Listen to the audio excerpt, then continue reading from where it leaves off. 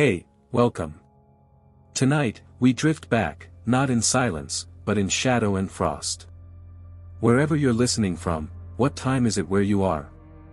What place are you sitting in as the night stretches its fingers across the sky? Just listen, for a moment. Hear that soft wind outside the longhouse walls. The creaks of timber. The quiet snap of a dying fire. A world older. Then memory is waiting for you. Because tonight isn't just a story. It's a return. To a time when life was carved from ice and wood, when breath hung thick in the air, and every man walked with one foot in Midgard, and the other in the realm of the gods. This is the world of the Norse. Before maps. Before nations. Before iron crowns and kingdoms. There were the Vikings. Not the horned helmet cartoon you might have seen. Not a myth sewn into textbooks. But real people. Flesh and blood. Dirty fingernails, cracked knuckles, salt on their skin, bone in their hands. Men and women who built homes from earth and timber. Who gave birth beside open flames. Who worshipped thunder and feared the dark. Who sailed not just to conquer, but to survive. In the next stretch of time, however long you choose to stay, we'll walk through their days and nights. From smoky longhouses where children learned old stories. To sacred groves where sacrifices whispered up to the gods. To wind-scarred ships slicing through sea mist, and graves dug in frozen soil. But first, breathe with me. Close your eyes if you want to. And picture it. The fjords stretch like fingers into the belly of the land, dark and glistening. Mountains rise sharp on both sides, ancient, like giants sleeping beneath furs of moss and snow. The sky is pale gray. The kind that never really becomes day. Down below, in the fold between the rocks, lies a village. Smoke rises from narrow holes in the rooftops, slender. Winding trails that smell of pine and peat. The walls are made of stacked stone and wood, lashed together with thick ropes and frozen mud. Not pretty. Not smooth. But solid. Inside, a longhouse hums. The doorway is low, so low, you bow to enter. That wasn't an accident. It was custom. A show of humility before warmth, before kin, before the spirits of the ancestors watching from the beams. You duck inside. And everything changes. The air is warm, heavy with smoke, stew, and old stories. Light flickers along the walls, tallow candles, whale oil. Lamps, fire crackling at the center of the room. Skins hang from rafters. Shields rest on walls. The bones of meals lie clean in shallow bowls. Someone strums a lyre. Someone snores in the corner. Someone whispers a name to the flames. You're in their world now. This world where gods do not live in books, but in breath and earth. Where Odin walks disguised among men. Where the wind is not just weather, but warning. Where a raven's cry might be a message from the beyond. Tonight, you'll learn what it meant to live in this cold cradle of myth and hardship. You'll feel the sting of sleet on bare cheeks. You'll hear the chanting around sacred stones. You'll know what it means to love under threat of winter, to die before your name grows old. We'll follow their rituals. We'll step into their fears. We'll touch their iron and their ash. And when the time comes, we'll walk with them to the edge of the known world. To the sea. And beyond. So settle in. Let the storm pass outside. Let the fire whisper. Let your bones rest. And drift, gently, into the Viking world. The door is low, as always. You duck to step inside, brushing aside a stiff pelt hung for warmth, and the scent of peat. Smoke hits you like a memory. Earthy. Bitter. Comforting. Inside, the world narrows into firelight.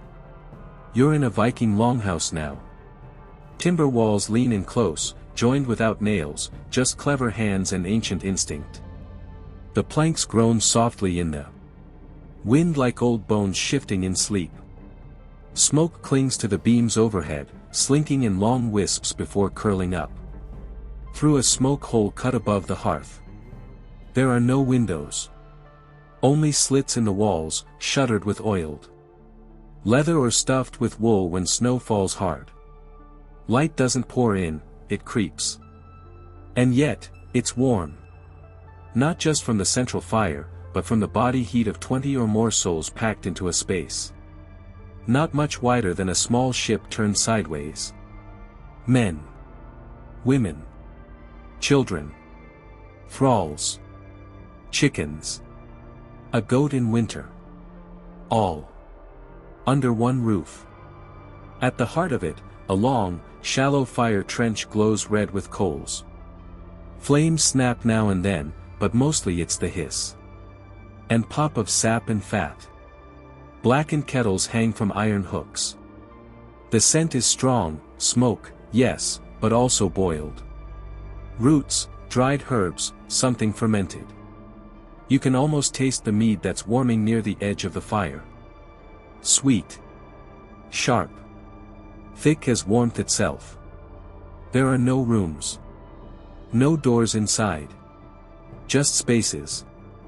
To your left, a woman sharpens a bone needle with a flint chip, her movements slow and practiced.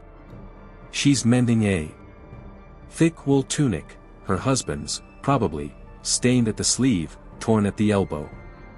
Next to her, a child lies curled against a dog, both asleep, both snoring gently. A baby mews somewhere farther in the dark. A low voice hums, rocking rhythmically. The beds are built into the walls, raised wooden platforms lined with straw, skins, and wool. A few carved chests sit near each bed, full of small personal treasures, a comb, a brooch, an oiled knife, a carved toy. Not wealth. Meaning. A man sits at the far end of the longhouse, near the tools. He's sharpening something, an axe, judging by the rhythm and hiss. Stone over steel, again and again. His arms are bare, corded with muscle, not from lifting weights, but from years of splitting wood and hoisting nets and holding blades in soaked hands. His knuckles are dark with soot. His eyes stay low. And beside him, someone older. A grandfather, maybe. Bent and wrapped in a cloak of coarse gray wool, watching the embers. His hand turns slowly around a wooden spindle, twisting flax into thread. Not every man was a raider. Not every elder went to sea. But every hand had to work. Life here isn't loud. It's not fast. It moves like breath. One task into the next. Rise before the sun. Stoke the fire. Let out the animals. Break ice to fetch water.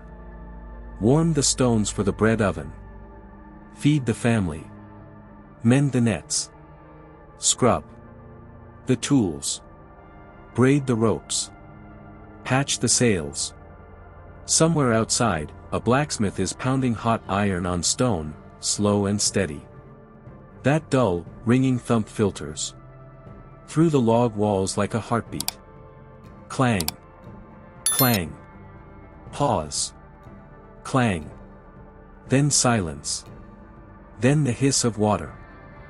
Inside, a young boy grinds barley on a stone quern, sweating despite the chill. The sound is soft, stone against stone, again and again. His mother tosses dried fish into the stewpot. Dried in smoke, salted, caught weeks ago and hung like trophies in the rafters. Their diet is simple, grains, milk, goat meat when lucky, fish always, seaweed when desperate. In summer, wild berries and herbs. In winter, preserved hope. Even now, someone is pulling fat from a clay jar, goose or pig, thick and white, and adding it to the pot. The scent. changes. Richer. Earthier. A few heads turn. The children are always hungry. Near the fire, the women gather. 3 of them. One spinning wool. One shaping dough on a flat stone. One humming to herself while sewing patches into a man's cloak, blue-dyed linen, stitched with bone, needle and sinew. Thread. Their hands don't stop moving. Not ever. Their eyes track the fire, the doorway, the children. They carry the memory of last winter in their bones. The hunger. The fever. The long days of silence. That sort of memory never leaves. In the corner, a thrall, a household slave, is rubbing oil into a cracked shield. She does it with care. Not out of love. But habit. Obedience. Her wrists bear iron rings, loose enough to ignore, heavy enough to remember. She was taken, perhaps, from another village. Another raid. Her name might have been different then. Here, she has no name. That's spoken aloud. But her hands work, and the shield shines. A man passes behind you carrying a length of rope he's just rebraided. You see his face only briefly, scarred, not by war, but by sun and salt. A farmer first. A raider when summoned. He smells of leather and seawater.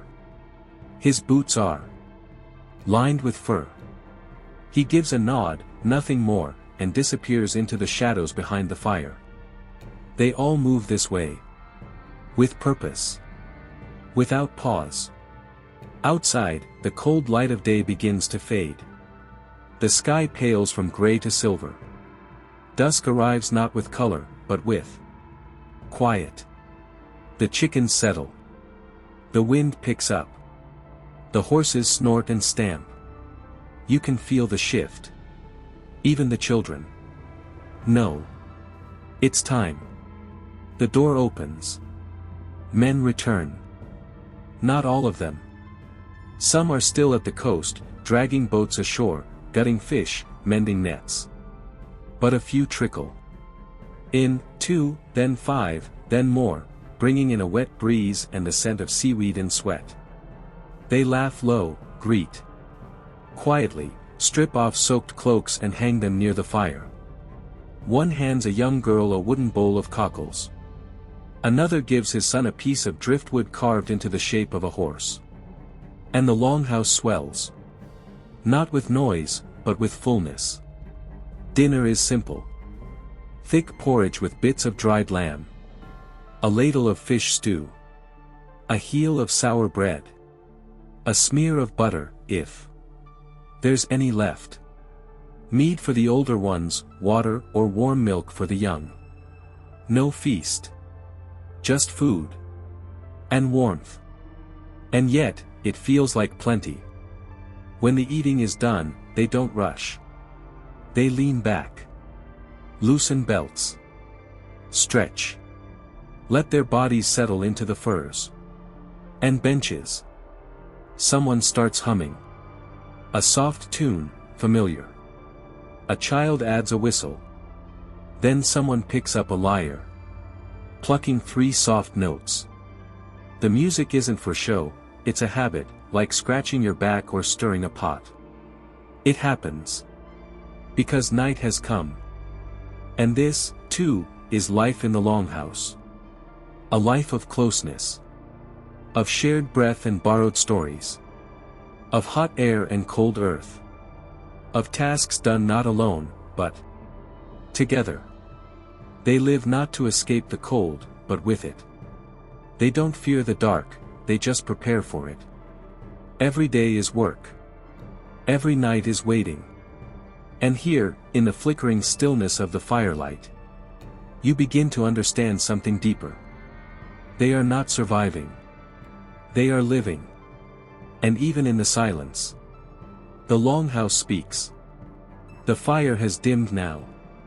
Its light dances slower, casting longer shadows on the timbered walls. Fat crackles in the Coals, and somewhere, a pot still simmers. The longhouse breathes as one, inhaling warmth, exhaling the quiet weight of another day survived. Outside, the night has gathered its full weight. Wind brushes against the thatch like a hand against fur.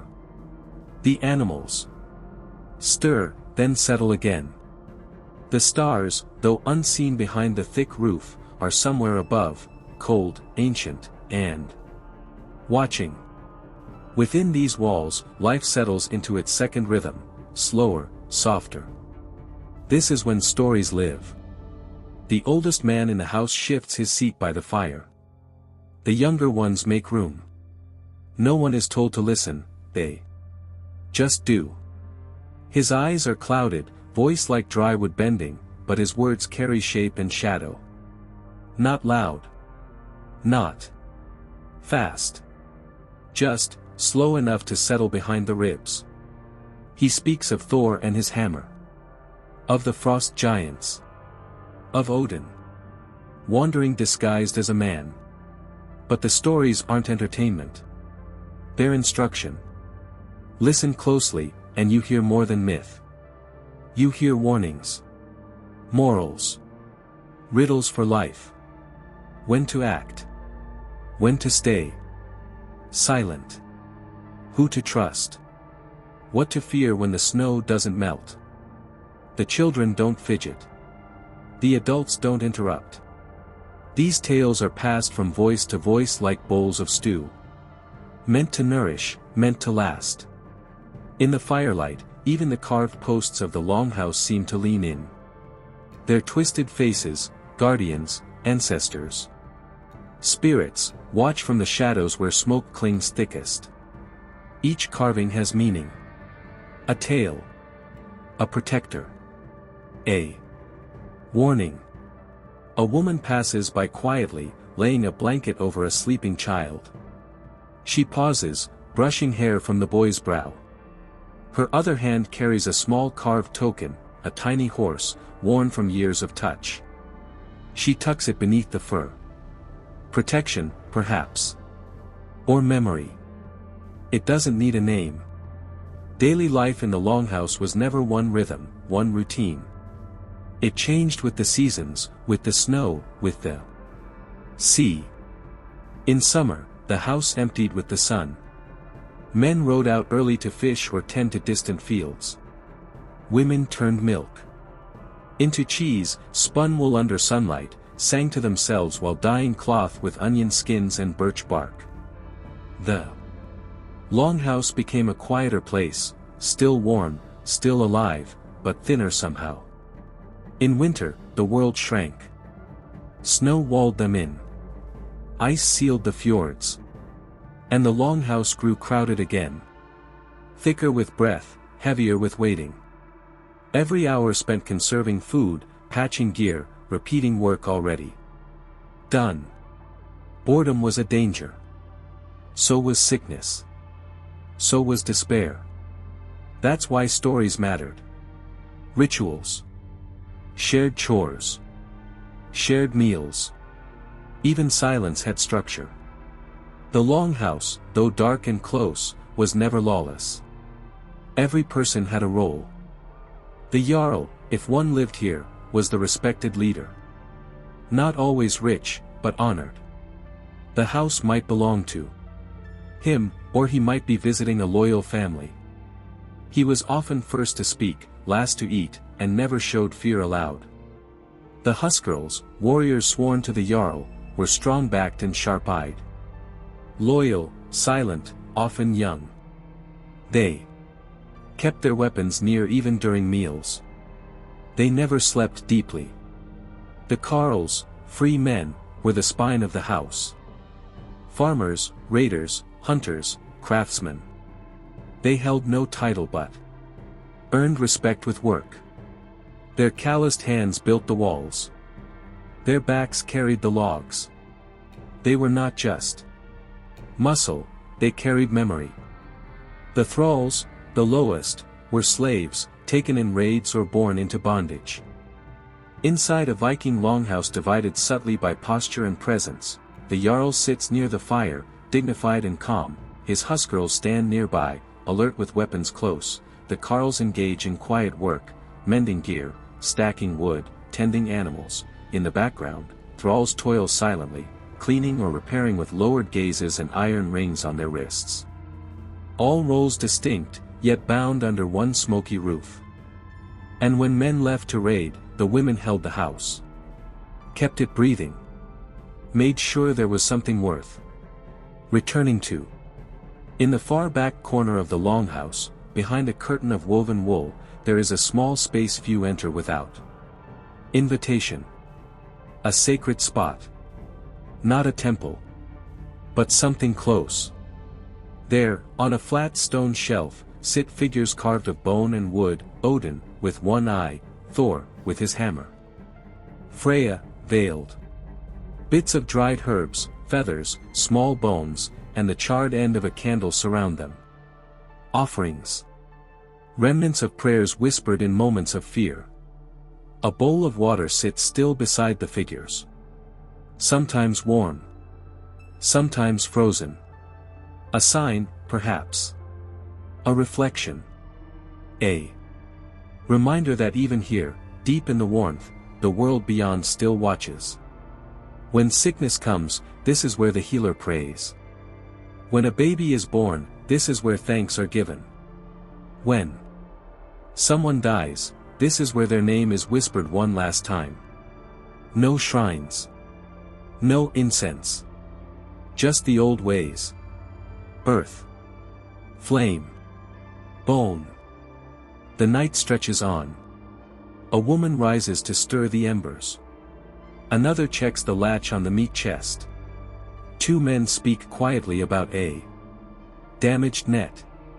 Nothing loud. No sudden movement. The house is like a breathing animal now, curled up against the wind. Someone begins humming a lullaby, barely above a whisper. The tune is old. Maybe older than the stories. It has no words, or maybe the words were lost generations ago. But it rocks the room gently, like a boat in a calm tide. Children drift off first, tucked beneath wool and fur. Their breath rises in soft plumes. Some still clutch carved toys. Others clutch each other. A dog sighs, tucking nose beneath tail. Then the women sleep, one by one. Blankets drawn. Boots off. Ankles exposed to the fire. Hands curled in their cloaks. The men follow, slower. They sleep in shifts, especially when raids are rumored or winter feels too quiet. One by the door, always. Axe close. Eyes half-lidded. And the longhouse dims. Until the only sound is the soft snap of a dying ember. And the only light is the pulse of coals beneath the pot. This is how they lived. Not in glory. Not in constant battle. But in rhythm. Through warmth and labor. Through silence and smoke. Through generations who never once called themselves Vikings. They were just people. Cold, tired, proud, and surviving. Tomorrow they would rise again. To mend. To sharpen. To spin. To boil another pot of barley. To share another story. And when spring returned, they would plant again. Fish again. And if called upon, fight again. But tonight, the longhouse rests. And so, should you. The fire is lower now, its glow softened into embers. The longhouse breathes slowly, filled with the scent of wool, peat, and the faint sweetness of dried herbs. And in the dimness, a figure stirs, gently shifting a pot, adjusting a hanging cloak, laying out thread on a carved wooden board. It's not a warrior this time. It's her. The woman who runs the longhouse. Not behind her husband. Not beside A.S. But standing at the heart of it all. In the Norse world, strength didn't always carry a sword. It carried a child through snow to a healer's hut. It counted stores of barley against the threat of another winter. It kissed a husband goodbye without crying in front of the others. And it held a family together when death was a visitor and survival the only prayer. She doesn't wear armor. Her hands don't boast calluses from hilts or blood. But they do carry the raw outlines of rope burn and nettle sting. Her fingers are skilled, stained from dyeing linen with madder root and bark. Her wrists are strong from lifting buckets of icy water and kneading dough until her arms burned. Her eyes don't flinch. They weigh and measure and endure. Her name isn't known in sagas, but the longhouse would not breathe without her. She is the keeper of fire and memory. Viking women, in truth, were far more than the background figures some imagine. The sagas, though so often focused on kings, jarls, and blood feuds, still left room for their quiet force. Theirs was a world of frost-hardened expectation and open responsibility. When the men sailed, it was the women who stayed behind, and took over everything. She walked the boundary of the farm. She knew every fence post, every line of stone, every grazing goat and sick lamb. She ordered the thralls, hired laborers, gave orders to the blacksmith, argued with the neighbor who let his pigs stray too far into the turnip beds. Her voice mattered. She could inherit land. She could divorce a husband who bruised her or who failed to provide. She could raise sons to avenge a death, and in rare, legendary cases, avenge it herself. But day to day, she ruled by order, not blade. At sunrise, she was already working. Before the men had even untied the boats, she had stirred the coals, prepared the morning mash, skimmed the milk, checked the bread. She counted fish, tallied wool, measured dried meat. Not by numbers, but by knowing, by memory and feel and rhythm. When she wasn't needed to patch sails or salt herring, she tended to tools. She didn't swing an axe in raids, but she carved handles when they broke. She didn't cast spearheads, but she scrubbed them clean with straw, ash and oil. And always, always, she watched the horizon, counting the days since her husband or son or brother had last been seen on the water. Time moved differently for her. Every wool thread she spun carried the tension of waiting. Every loaf she baked, a hope that someone would be there to eat it. Every night she slept alone beside a fire that once warmed two bodies. The longhouse was not a prison. It was a throne room. And she wore its silence like a crown. By law and custom, Norse women had rights that surprised their Christian neighbors. She could own property. Could write contracts. Could testify in court. A widow, especially, wielded great influence, her land and her voice respected, her knowledge of her late husband's affairs seen as binding. And yet, for all that power, her life was no easier than the farmers or the raiders. Childbirth was her battlefield.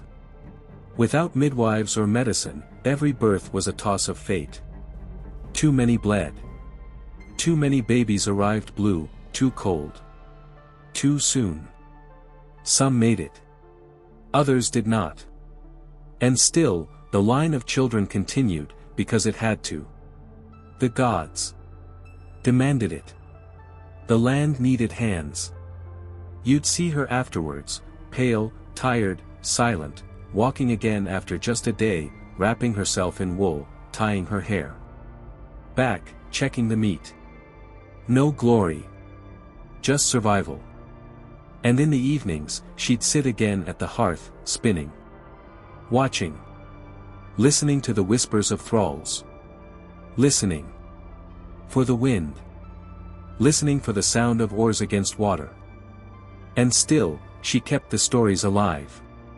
When the old man was too tired, she told the tales instead. Not loud, not boastful, but steady and vivid. Her voice didn't shake like his. Her memory didn't falter. She remembered every word passed down, every warning, every God's name. She made sure her children didn't forget.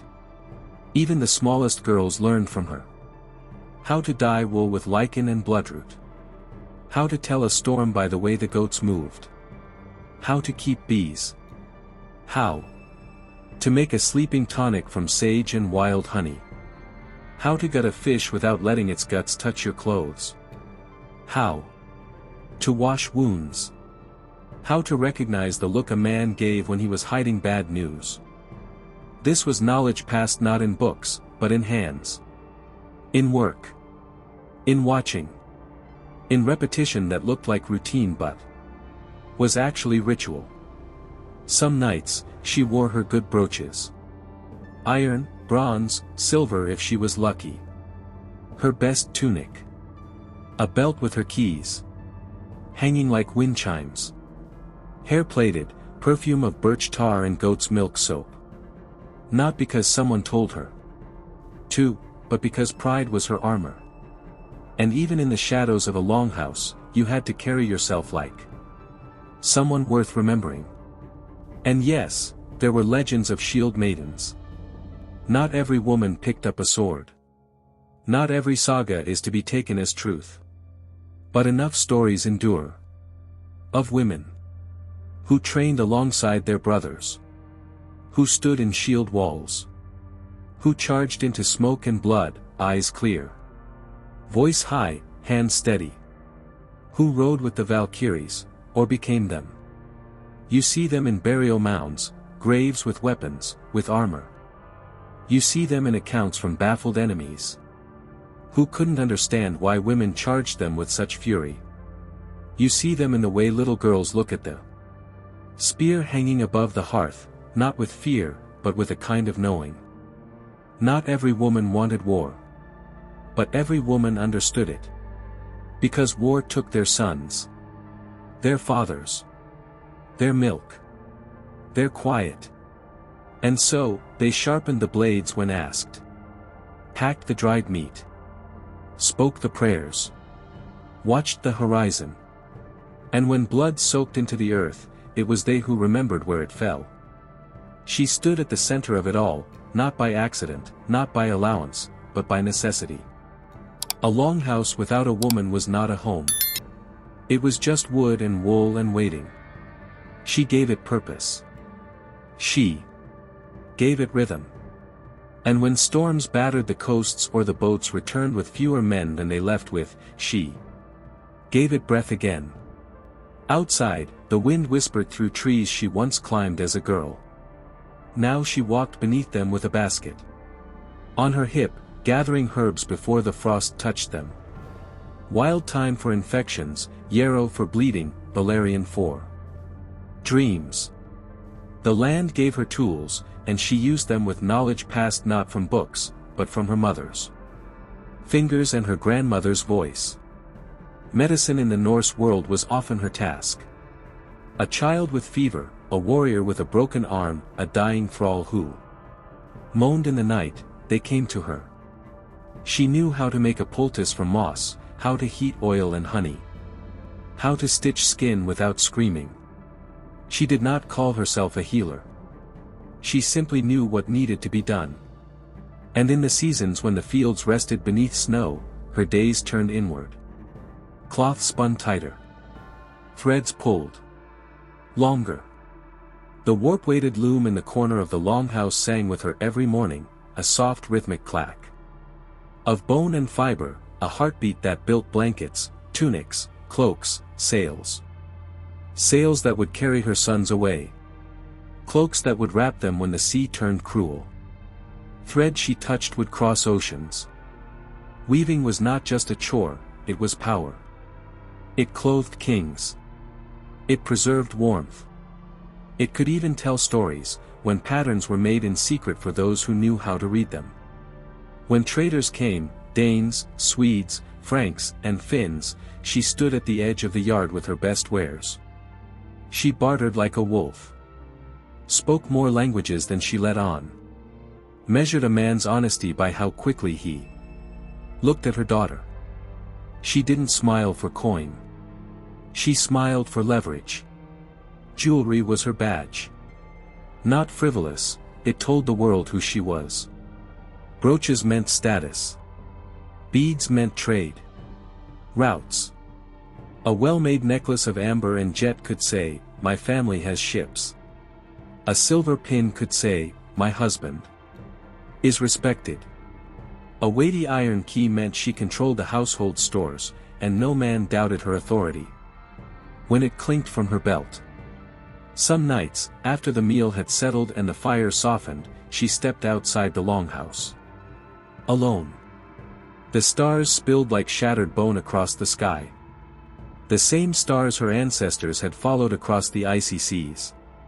She didn't name them aloud, not always, but she felt their pull, felt the presence of the Norns who wove fate. She may not have trained with weapons, but she believed in power. Not of swords, but of will. Of presence. Of words. She had seen death. Felt it. Breathed beside it. And she had not looked away. In the villages and scattered farmsteads, when a dispute broke out, over land, over livestock, over betrayal, she could be called to speak. Not scream. Not accuse. Speak. Her word, her knowledge of seasons and customs and whispered truths, carried weight. Not always. But often enough. She might stand beside her husband at the thing, the assembly where free men gathered to settle law.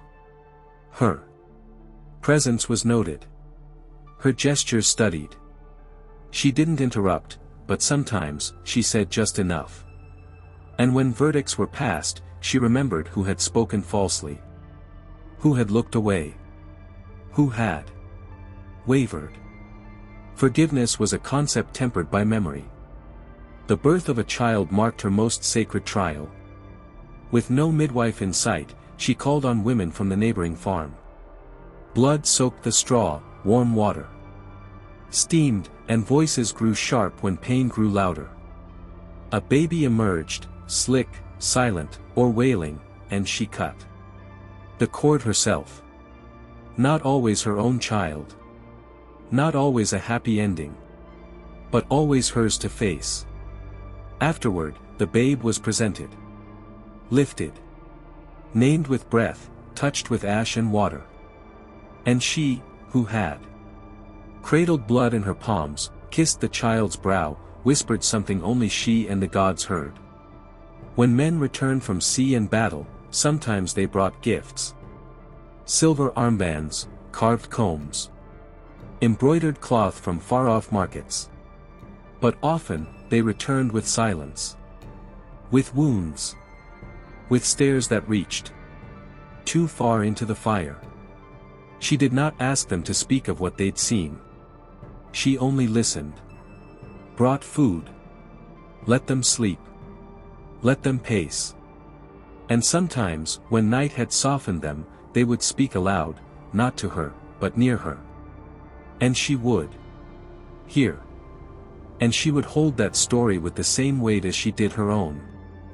And when one didn't return, a son drowned, a husband cut down, a brother lost to sickness on the road, she did not scream in the open. She stood still. She braided her hair tight. She kept the house moving. Grief came later. At night. Quietly.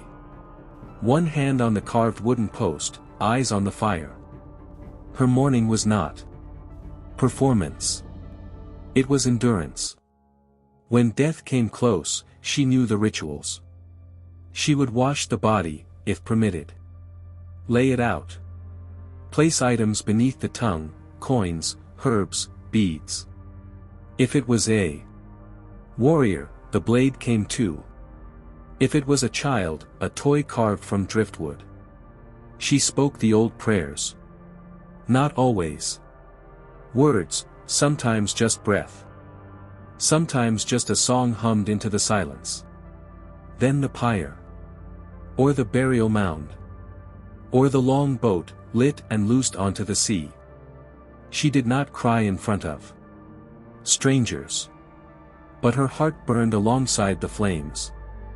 In the deepest winters, when the longhouse was sealed and wind howled like a hungry god, she would gather the children.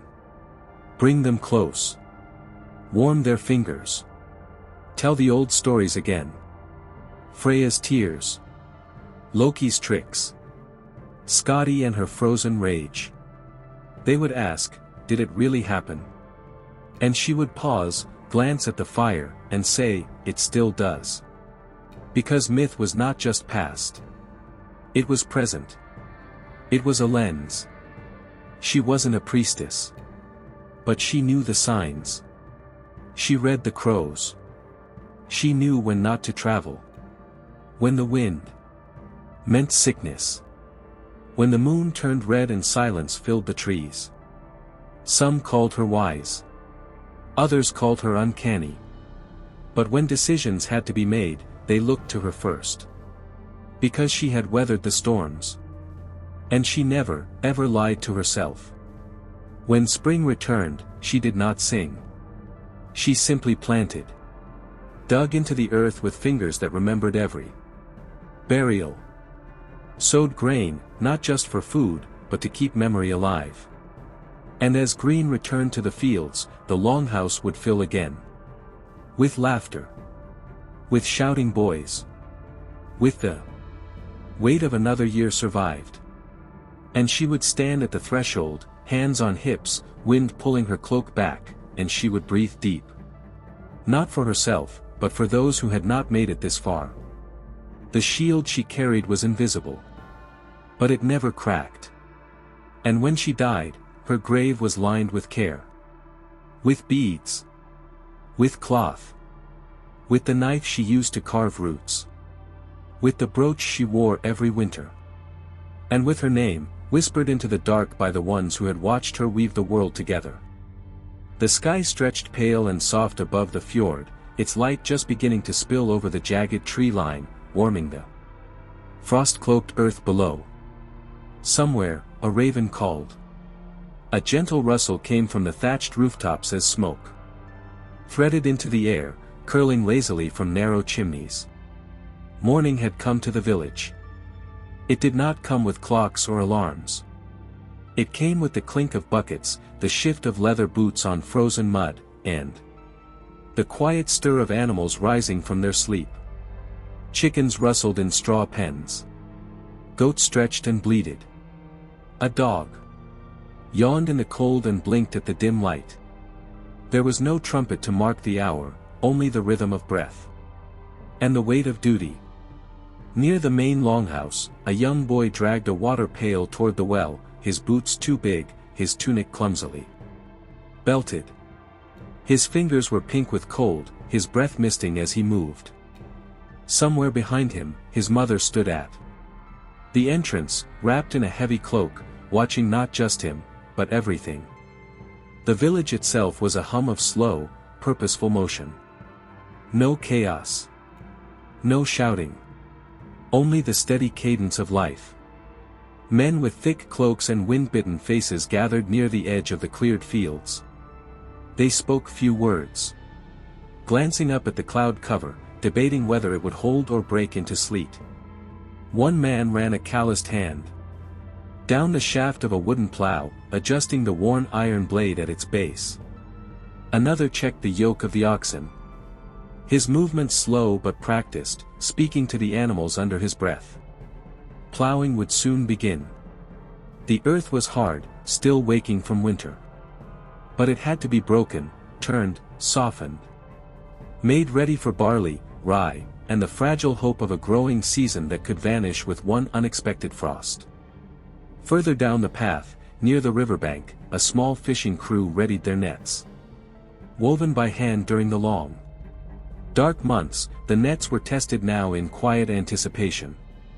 The boats, shallow and wide, would drift out gently, oars dipping without splash, seeking the currents that lured trout and eels closer to the shore.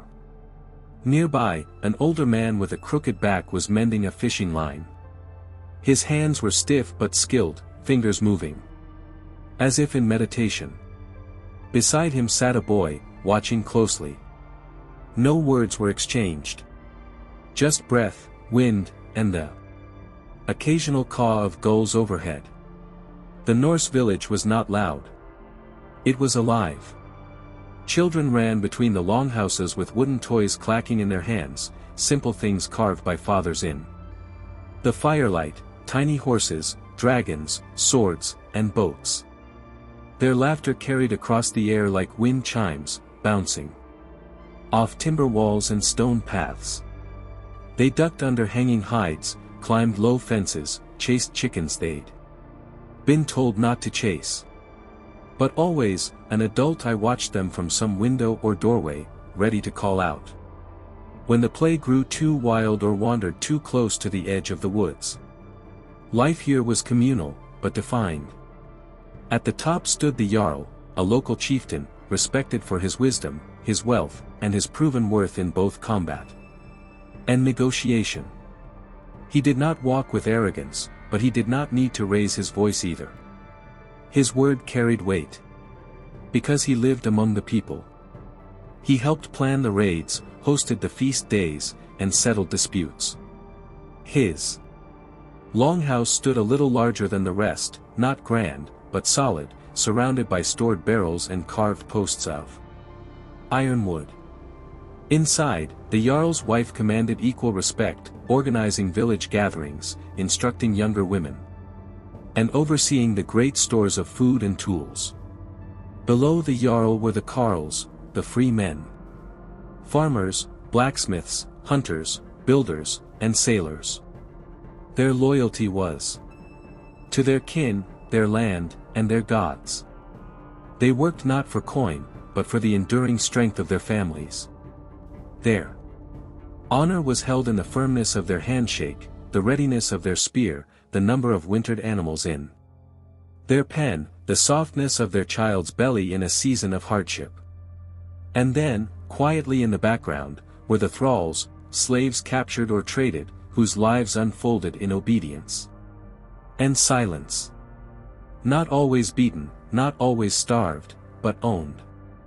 Their hands cleaned the waste, salted the fish, emptied the chamber pots, split the firewood. Some were born into it. Others had once held swords before being taken. Their eyes were not dull, but distant, always measuring, always waiting for something. In the central gathering space, near the old well where the stones were worn smooth by 1,000 hands, women began preparing food. Grinding stones rolled with rhythmic pressure over barley, releasing a dusty fragrance into the air. Bread would be made on flat stones, baked in the embers, eaten with dried fish or leftover meat. Children who could not yet walk were swaddled near the fires. Elder women sat spinning or weaving, watching the slow turn of the sun through the smoke hole above. Trade was not daily, but when the paths were dry and the winds favorable, market days arrived. On those days, the village transformed. Strange accents floated on the breeze. Cloth dyed in unfamiliar colors hung like banners between huts. Traders from distant fjords, sometimes from even further, Dublin, Hedeby, the rivers of Russ, brought salt, iron, amber, furs, glass beads. Silver armbands clinked. Goats were bartered for leather. Stories passed as easily as goods. The excitement didn't rise in shouts, but in the subtle lift of shoulders, the straighter backs, the careful folding of one's cloak to show better dye. Pride lived in the small things. And beneath it all, the land spoke too. The trees creaked with age. The wind sighed through empty branches. Streams gurgled under thin sheets of ice. Crows watched from their posts on long poles. There were seasons when the land seemed friendly, green, giving, humming with bees and soft grass. But winter taught them otherwise. No one forgot what it meant when the snow came early or stayed too long. They remembered the years when smoke rose from fewer chimneys.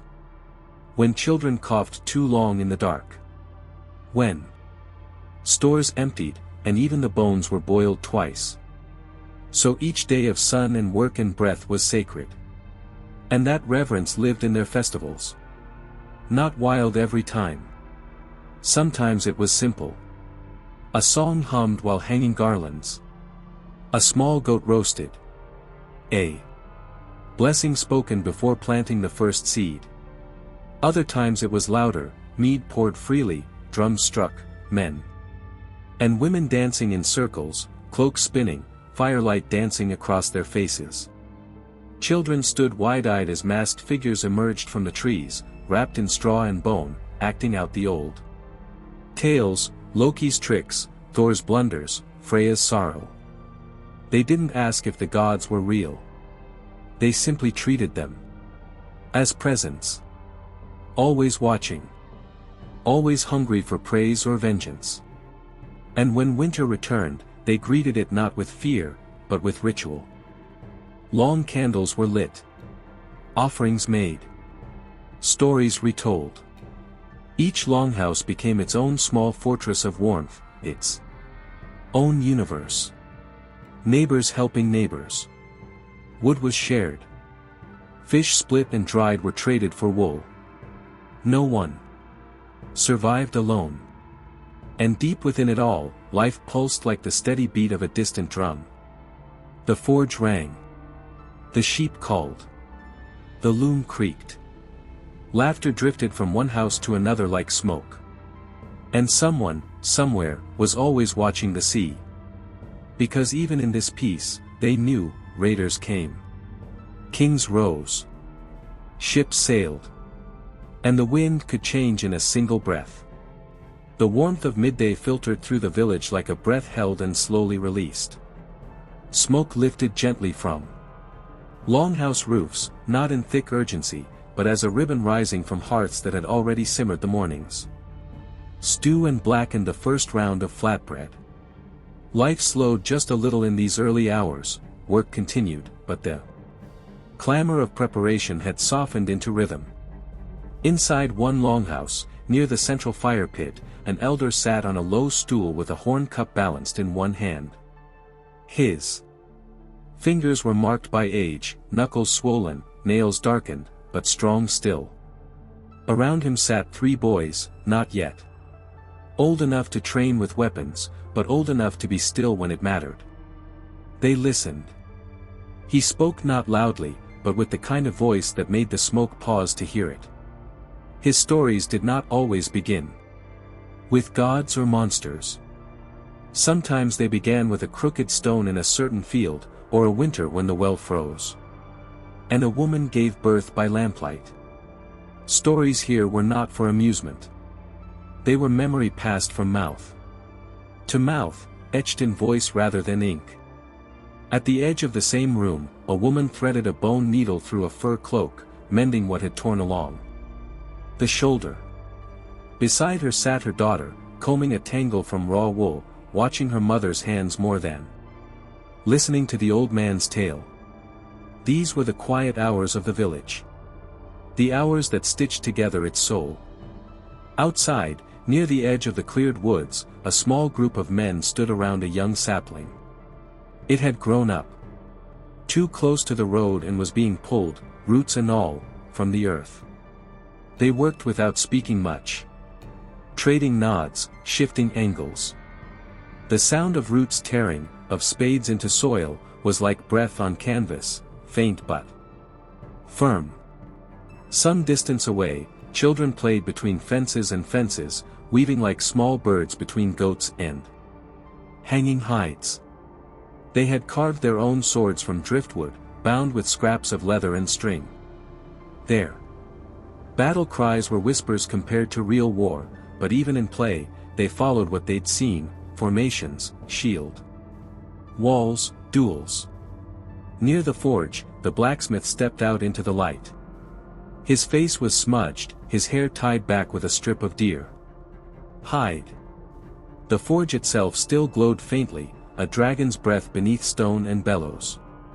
Earlier that morning, he had shaped a short blade, balanced and brutal. Now it cooled, leaning upright in the dirt, watched by the apprentice, whose job it was to learn how metal listens when it's hot, and how to beat it into form without breaking it. The smith was not just a toolmaker.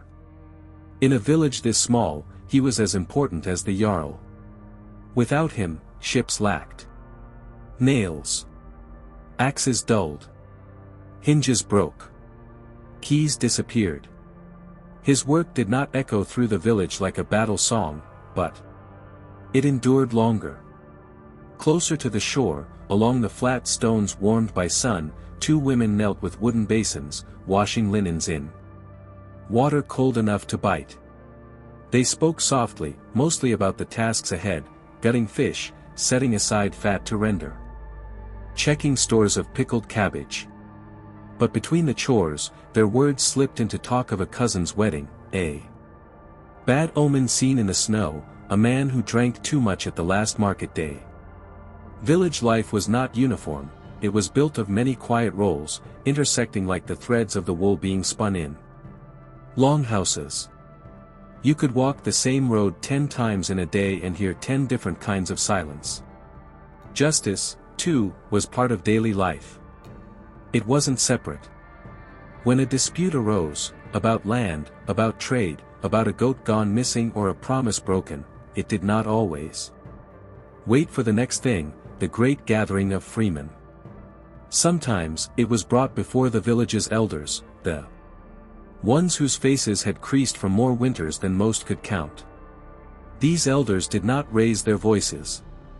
They listened, measured, looked not just at what was said, but how it was said. Justice here was a slow, earthy thing, like thick sap drawn from a pine. Punishment could be as simple as labor, mending, hauling, weaving. Or it could be exile, silence, shame. In the rarest cases, blood. But even vengeance had rules. Custom held power, and everyone knew it. At the edge of the village stood a tall wooden post carved with symbols, runic marks layered over generations. Some were offerings. Others were warnings. Children were told not to touch it without purpose. Thralls were told not to touch it at all. As dusk approached, sounds shifted. The chatter of trade faded. Axes stopped swinging. The crackle of new fires rose. It was time to gather. Inside the longhouses, candles were lit, tallow and beeswax alike. Shadows stretched long across wood beams and fur-draped benches. Stew thickened over fire, and loaves were warmed on stone. Mead was poured slowly, not to waste its sweetness, and bowls passed hand to hand with care.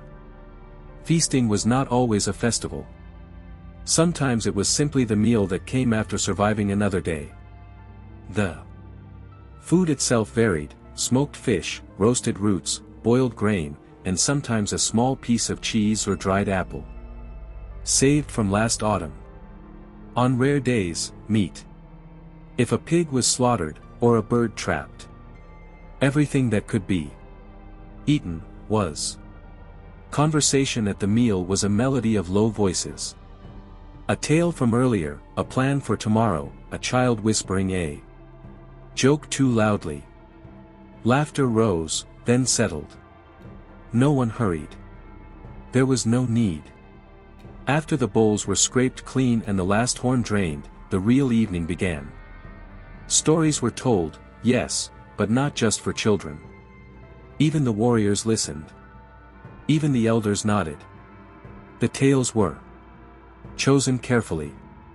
One night, a tale of a clever jarl who tricked a rival into drowning. Another night, a saga of a woman who climbed a cliff with a knife between her teeth to rescue her brother. Some nights, the gods were present: Odin in disguise, Thor without his hammer, Freya weeping tears of gold. But always, the stories held more than myth. They held the spine of the people. In one longhouse, an old woman closed her eyes and sang instead of speaking. Her voice trembled at first, but the fire warmed her, and the room quieted. The song she sang was about a hunt long past, and a man who never returned. When she finished, no one clapped. They just nodded. That was enough. As night deepened, some went to sleep, curling into beds lined with fur and straw. Others sat by the fire a little longer, mending, carving, remembering. Thralls moved quietly, clearing bowls, checking embers. Dogs lay near the hearth, dreaming of deer. Outside, the stars returned. Crisp. Cold. Indifferent. But beautiful. The village did not sleep all at once. It drifted, like snow falling into a still pond. Somewhere, a new baby cried. Somewhere, an old man woke from a dream and could not return to it. Somewhere, a young girl watched the stars from the doorway and wondered where the gods lived. And above them all, the wind moved gently through the trees, brushing across rooftops, whispering not of war or fate, but of tomorrow. Because even for Vikings, even for warriors and wanderers, kings and killers, the village was where breath began. Where life rooted itself. Where gods listened.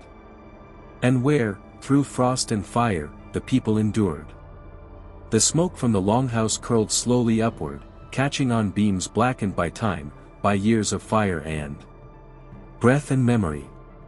Outside, the wind moved with a hush, not sharp, not biting, just there. Always there. Carrying with it something older than frost. Something that whispered in the pines.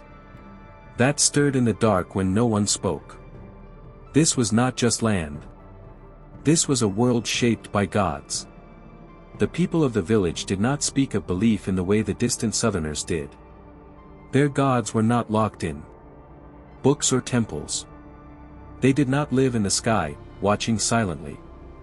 No, Odin, Thor, Freya, and the rest moved through the land, through the sea, the wind, the storm.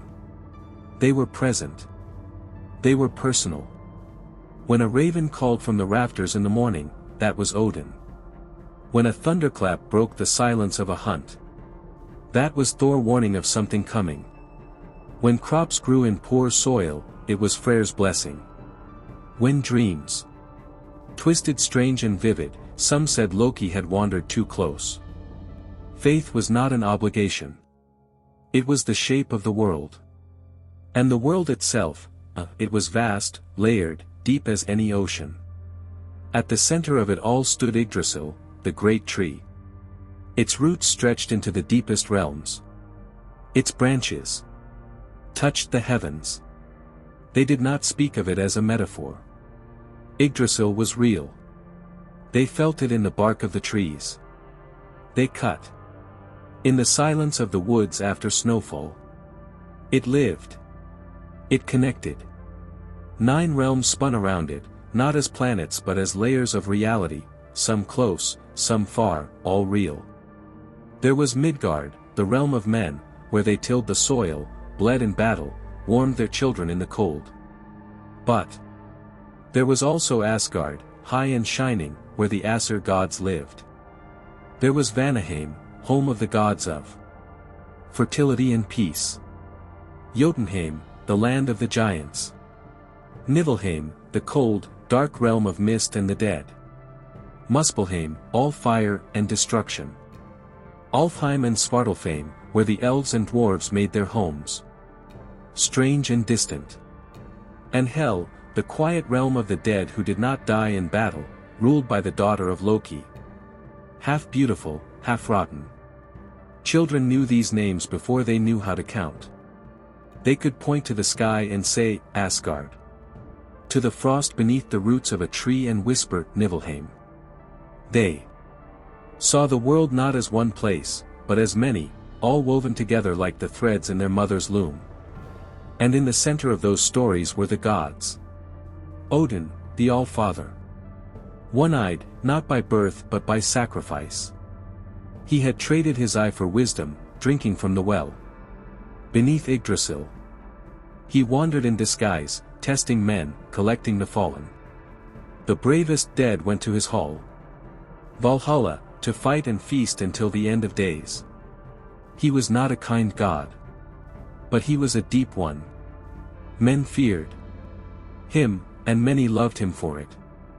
Thor, his son, was different. Loud, strong, the protector of men. He rode in a chariot drawn by goats, wielding Mjolnir, the hammer that cracked mountains and crushed giants. They wore his symbol around their necks. When storms rolled in from the sea, shaking boats and flattening fields, they said, "Thor rides tonight." Then Freya, goddess of beauty, love, war, and sorcery. She cried golden tears. She rode a chariot drawn by cats. Half of the battle dead went to her hull. Her beauty was sung of, her power feared. Some said she knew the future and kept it quiet. Others said she walked the border between desire and destruction. And Loki, trickster, shapeshifter, beautiful and dangerous. Not truly evil. Not truly good. He was fire. Unpredictable. Often helpful, often disastrous. Children loved his tales, even when adults shook their heads. He was the one who made you laugh, then made you bleed. There were more gods, of course. Freyr, Njord, Tyr, Baldr. But these, Odin, Thor, Freya, Loki, they lived closest to the tongue. Their names lingered in firelight. Worship didn't happen in temples. It happened in sacred places, shaped by nature and marked by memory. There was a grove beyond the village where no axe had ever touched the trees. It was said that Odin once appeared there, in the form of an old man, and spoke a prophecy that no one could fully remember. But even now, people left offerings there. A carved bone. A piece of bread. A feather. Not grand things. Just symbols. The gods didn't want gold. They wanted recognition. There was also a waterfall 2 valleys east, hidden between cliffs, difficult to reach. But on the summer solstice, villagers made the climb. Not all, only those who felt called. They left behind combs, beads, bits of iron. They stood barefoot in the icy water, closed their eyes, and waited to feel something. And there were stones, massive, ancient, upright. No one knew who placed them. The moss grew thick around their bases. Some bore runes. Some bore none. They were not touched. When a child was sick, a mother might walk them in a circle around the largest stone, 3 times, whispering to Freya. When a man went to sea, his wife might leave a sliver of his bootlace at the base, asking Njord for calm tides. The gods were not distant monarchs. They were woven into every breath. Each family had a god or goddess they felt closest to. One house might keep a small wooden Odin figure tucked into the rafter beam, dusted and whispered to each morning. Another might have a pendant carved with Thor's hammer hanging over the door. Children might wear beads blessed during blots, sacrificial rituals held at winter's heart or spring's rising. And always, always, there were dreams. The people believed dreams were messages from the gods, from the dead, from parts of the soul too deep to speak during waking hours. A woman might wake with tears, saying she saw a man in a cloak pointing west. A boy might wake screaming, claiming a wolf with 9 eyes had spoken his name. These were not dismissed. They were listened to. Dreams were stories from the other realms.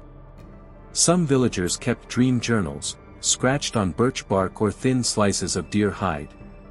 Others brought dreams to the elders or to the seer. The vulva was not always old, but she was always separate.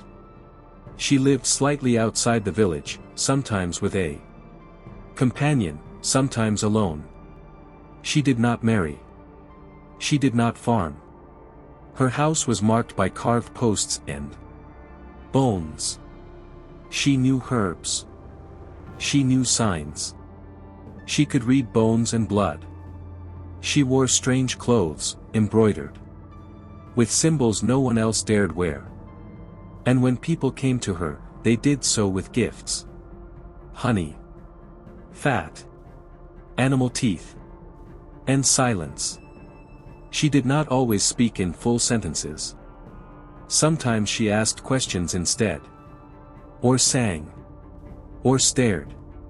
But when she spoke clearly, people listened. She could speak of a coming storm, a betrayal, a birth. She could see things others could not. It was said she could leave her body in trance and walk the roads between the realms. That she had seen Ragnarok, the end of all things, and returned. The village respected her. And feared her. There were also rituals. Not every day. Not always bloody. Some were simple. A gathering at the end of the harvest, where bread was broken and mead was passed from hand to hand while words of thanks were murmured. Other times it was darker. The blot. Animals were sacrificed, pigs, goats, sometimes horses. Their blood caught in bowls, sprinkled on statues. Doorframes, worshippers. There was chanting. Sometimes drums. Sometimes silence. The smell of iron and ash. People trembled, not in fear, but in awe. Some said the gods watched them. Some said they walked among them. And though not spoken often, there were rumors of deeper rituals. Hidden ones. When crops failed and sickness spread. When the sea stole too many ships. When a child disappeared, and no one knew why. They said the old ways sometimes demanded more than animals. They said the gods sometimes needed a voice. And as the night grew long, and firelight danced across faces painted with soot and belief, the people did not question whether the gods heard them. They only hoped they were pleased. Night had fallen like a woolen shroud, soft, thick, nearly silent. Stars hung above the village, brilliant and distant. Their cold light untouched by smoke or city. The fire inside the longhouse flickered low, but no one stirred to stoke it. Yet tonight was not for ordinary warmth. Outside, the villagers walked with quiet steps, boots muffled by earth, by snow, by moss. Not everyone, no, but those who felt something stir. A feeling. A weight. Not fear exactly. Reverence. A sense of crossing into something larger than themselves. They carried no torches. Only the moon guided them. Silver and pale. Cold like bone. They walked beyond the pasture, past the frozen stream, until they reached the old grove. The sacred place. No tools had touched these trees in as long as anyone could remember. The birches stood tall and thin, their bark white and flaking like skin, their limbs arching above in a twisted, quiet canopy. Beneath them stood the stone, black, pitted, slick with ice, covered in runes. No one knew when it had been carved. The vulva was already there. She stood with her cloak wrapped tightly around her shoulders, feathers and beads hanging from her sleeves. Her eyes reflected no firelight. Only moonlight, only shadow. She carried a staff, carved with winding symbols, ending in a curve that looked like a serpent's head. She did not speak right away. She waited. Letting them arrive. Letting their breath settle. Letting the night listen. Then, slowly, she began to hum. The sound rose like smoke, low and slow. Not a melody but something deeper, a tone that vibrated the bones, that turned the trees to listening things. One of the villagers stepped forward, a middle-aged woman holding a bundle wrapped in fur. She knelt before the vulva, unwrapped it. Inside, a stillborn lamb. Its body small, perfect, limp. The woman placed it on the stone. Others followed. A bowl of honeycomb. A braid of hair. A carved wooden mask. A bone needle, still bloodied from a recent birth. Each offering laid down with careful hands. No words. Only meaning. When the offerings were complete, the vulva stepped to the stone and pressed her hand against it. Her palm sat over the runes like a seal. Her eyes closed. She did not pray in the way Christians prayed, with folded hands and bowed heads. No, her prayer was breath. Was silence. Was contact. Then, in a voice so low it felt like thunder trapped in snow, she began to speak. She spoke of a time before frost. When the gods walked without form. When the fire met the ice and the first sound was made. She named each realm, Midgard, Asgard, Jotunheim, and she named them not as fables, but as neighbors. She spoke of the well beneath the roots of Yggdrasil. Of the Norns who wove fate with fingers that bled. She said the gods listened better in winter.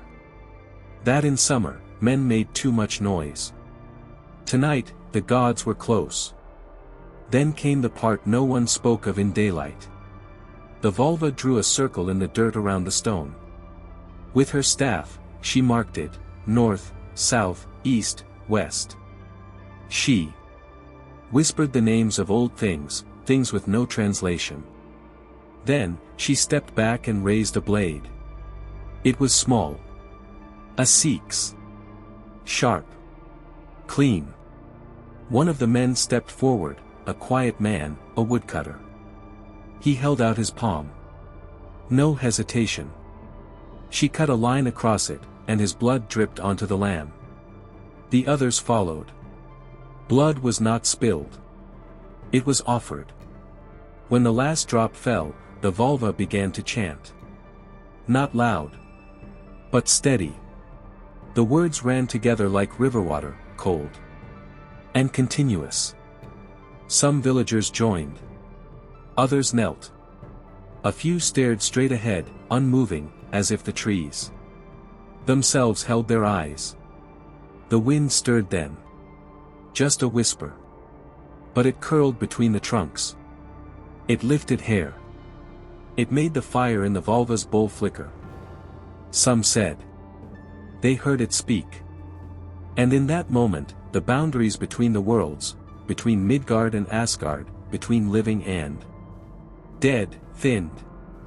You couldn't see it with eyes. But you felt it in your chest. The heaviness. The reverence.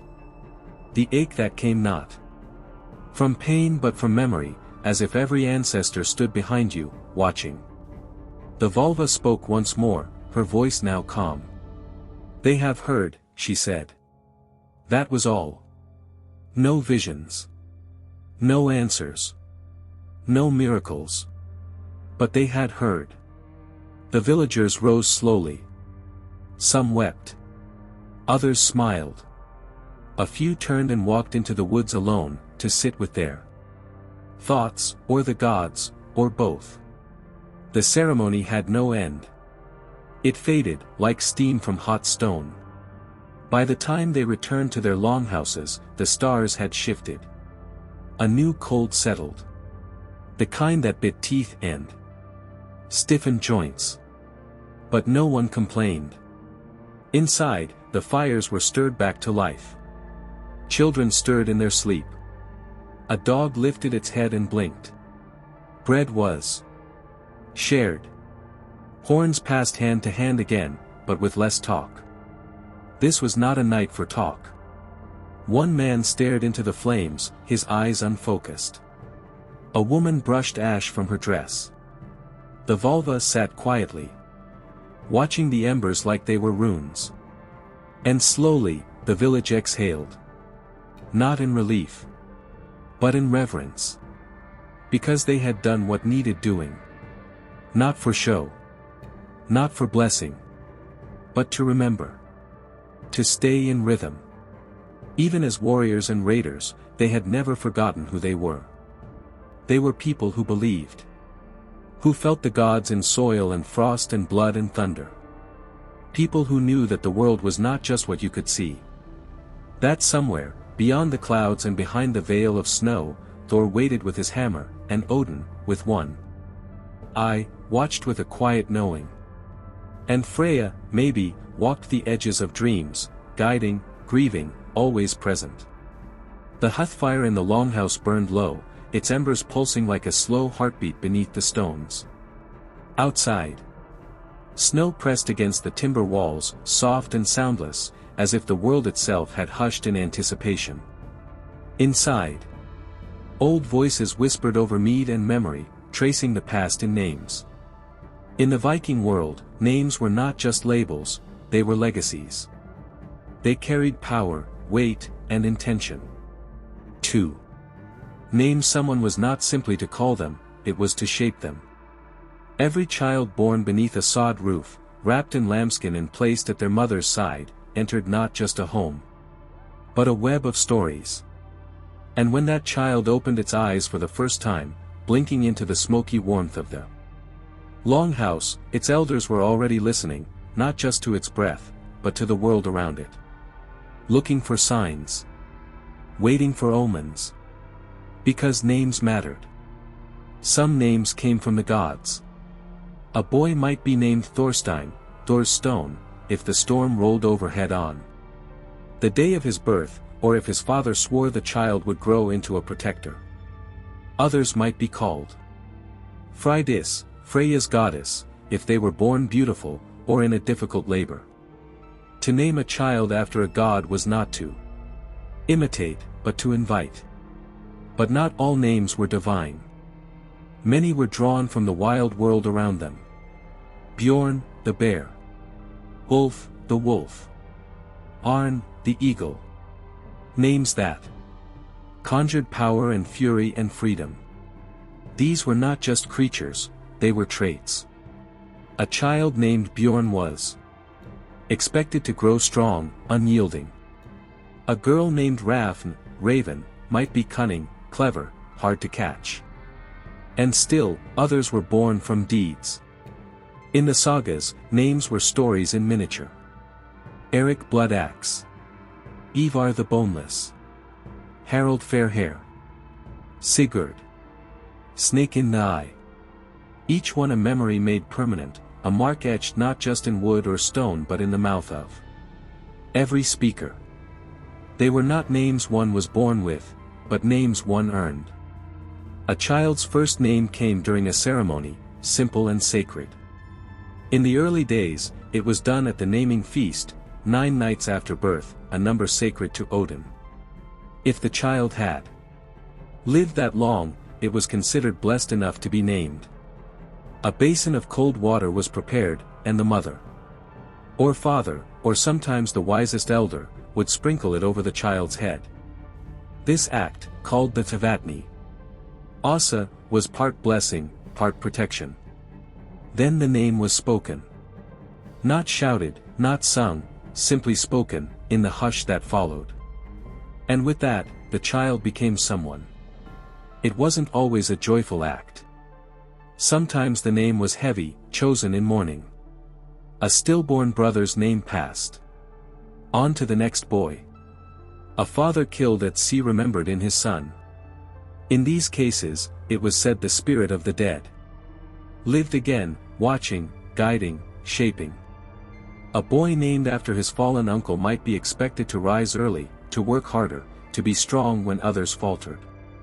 A girl named for a grandmother who died in childbirth might wear her name like armor, proof that life continued.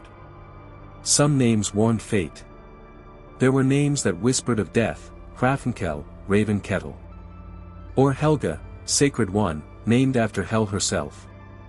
Goddess of the dead. These weren't seen as curses, but as acknowledgments. That life was hard. That gods watched. That death walked nearby, but could be spoken to, even honored. To name something was to recognize it. To recognize was to disarm. In the flickering lamplight of an old longhouse, an elder might tell of names carved into bones, scratched onto stones, buried beneath thresholds. Protection spells, binding words, runes. And for warriors, names were more than introductions. They were battle cries. Imagine a man on a cliffside, drenched in sea spray, gripping an axe. He roars his name, not for pride, but for power. For memory. He wants the world to know who it was that struck that blow, who carved that death into time. That was why some names grew longer, more descriptive.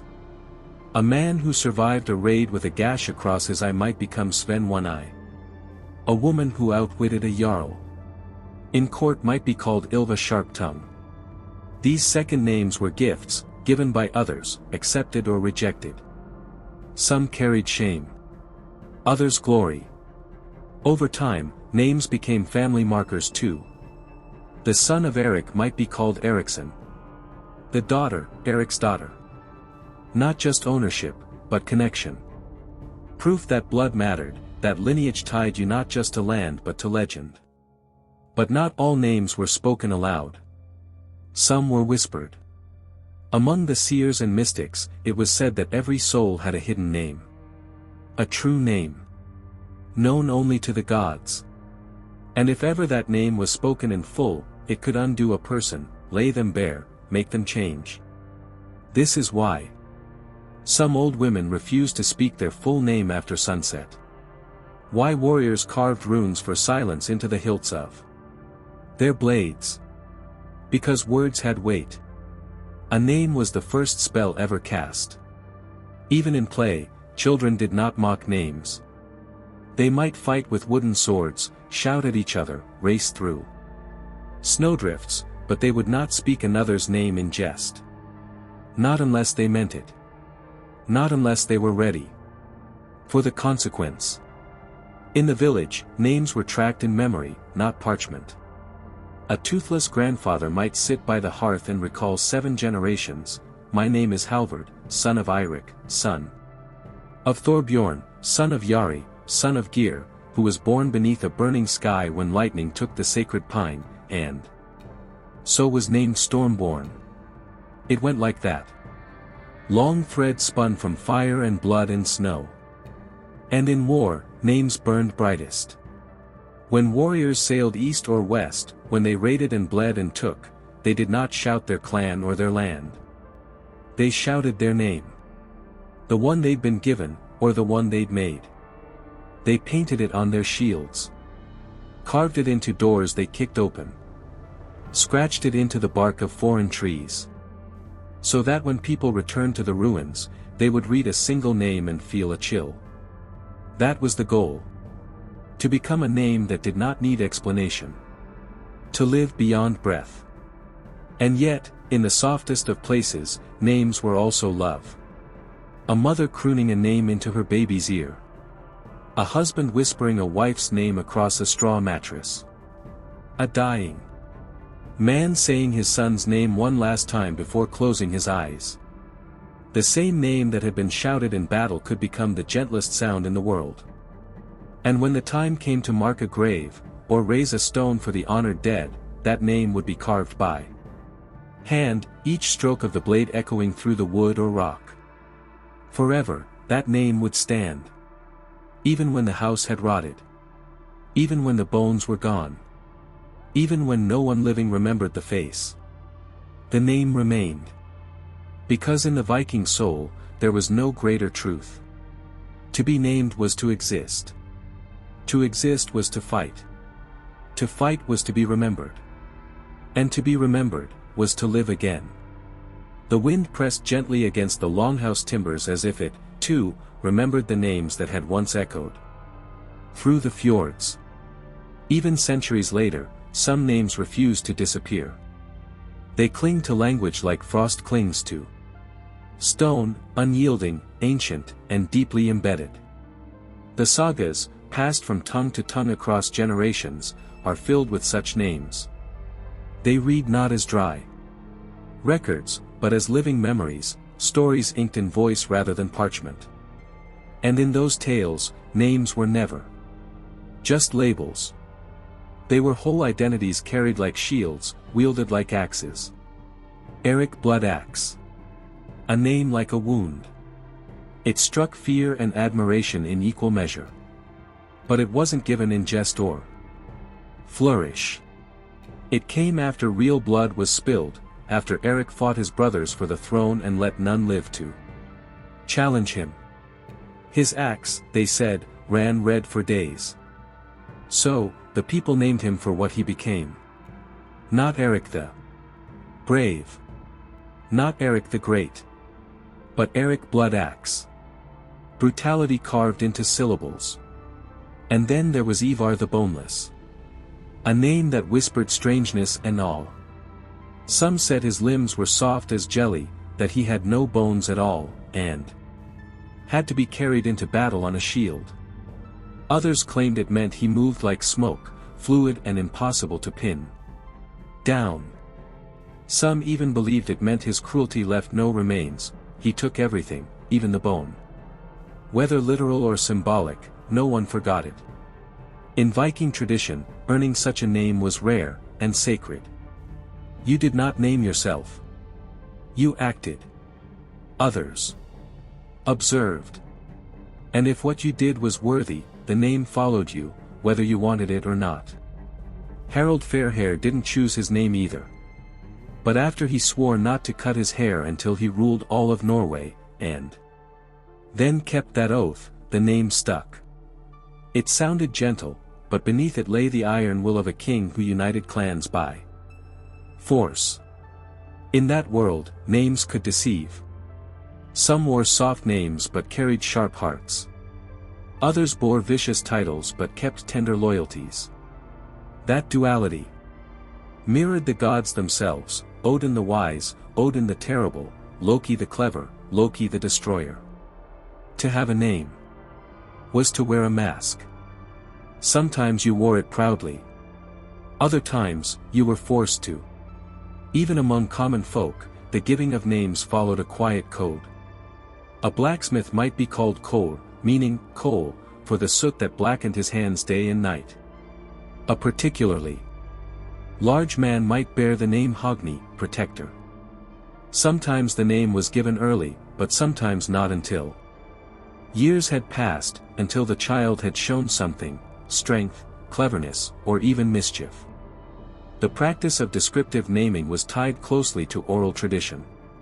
The skalds, the poets of the Viking world, had long memories and sharper tongues. They crafted kennings, poetic expressions and metaphors, that wrapped names in mystery and myth. The sea might be called Whale Road. A sword, Wound Ho. A shield, Battle Sun. A person's name might be surrounded by these images, shaping their identity in layers of meaning. In poems, one might hear a man described not by title, but by action. He who fed ravens at the river bend, a warrior. She who kept winter from the hearth, a healer.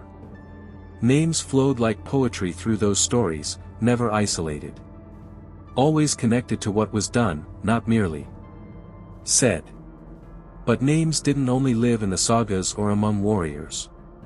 In every village, mothers whispered names to babies in the night, over soft hay and wool, while frost clung to the eaves.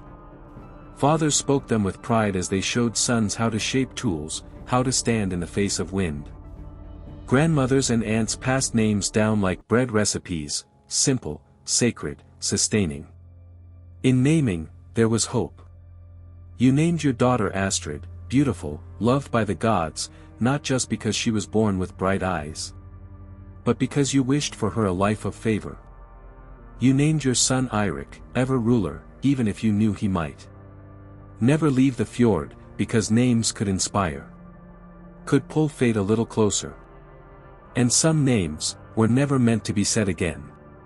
If a child died young, the name might be buried with them, never spoken in the home again. Not out of shame, but out of pain too great to summon by sound. The fire might flicker when it was thought The air might shift when it was almost whispered. Those lost names lingered. Some believed they returned, years later, when another child was born with the same look in their eye. "It's him," they'd say. "He's come back."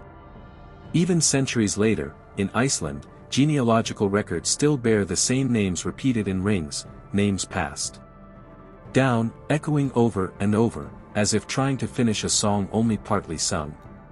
But even with reverence, names could change over time. As Norse culture met the Christian world, new names emerged: Olaf, Magnus, Siegfried, names shaped by Latin saints and foreign kings. The old names didn't vanish. They shifted. A Freydis became a Frida. A Bjorn became a Bernard. And slowly, as swords turned to plows and longships to memory, the deeper meanings of names faded into ordinary use. Still, the weight remained. Even now, in modern Scandinavia and beyond, parents name children after ancestors long gone. They speak those names aloud at weddings, at funerals, at births. They wear them in quiet pride, even if the stories behind them have grown soft. Some people wear their name like armor. Others, like shadow. But in the Viking world, it was always both. There was one more truth that lingered, told only in the quietest voices, usually by firelight or on a stormy night when the gods might be listening. It was said that a name could be stolen. Not just imitated. Taken. In battle, if an enemy was particularly powerful, if he inspired awe and terror, there were those who believed that saying his name, repeating it often enough, might pull some of that power into yourself. So his name would be whispered before fights, carved into spear handles, drawn in runes behind the tongue. Over time, the name lost its owner. And the next man wore it. It was a dangerous thing. But power always came with danger. That's why the oldest warriors often took new names before their final battle. A name that no one had spoken before. A name that could not be stolen. Something made from both fear and love. Something sharp. Something theirs. And in the quiet of the longhouse, after the stories had been told and the horns had passed around for the final time, someone, an elder, a skald, a mother, might lean close to the fire and speak the names again. Just once. To remember. To honor. To keep the circle unbroken. So the next generation would hear. Would speak. And one day, be spoken of in turn.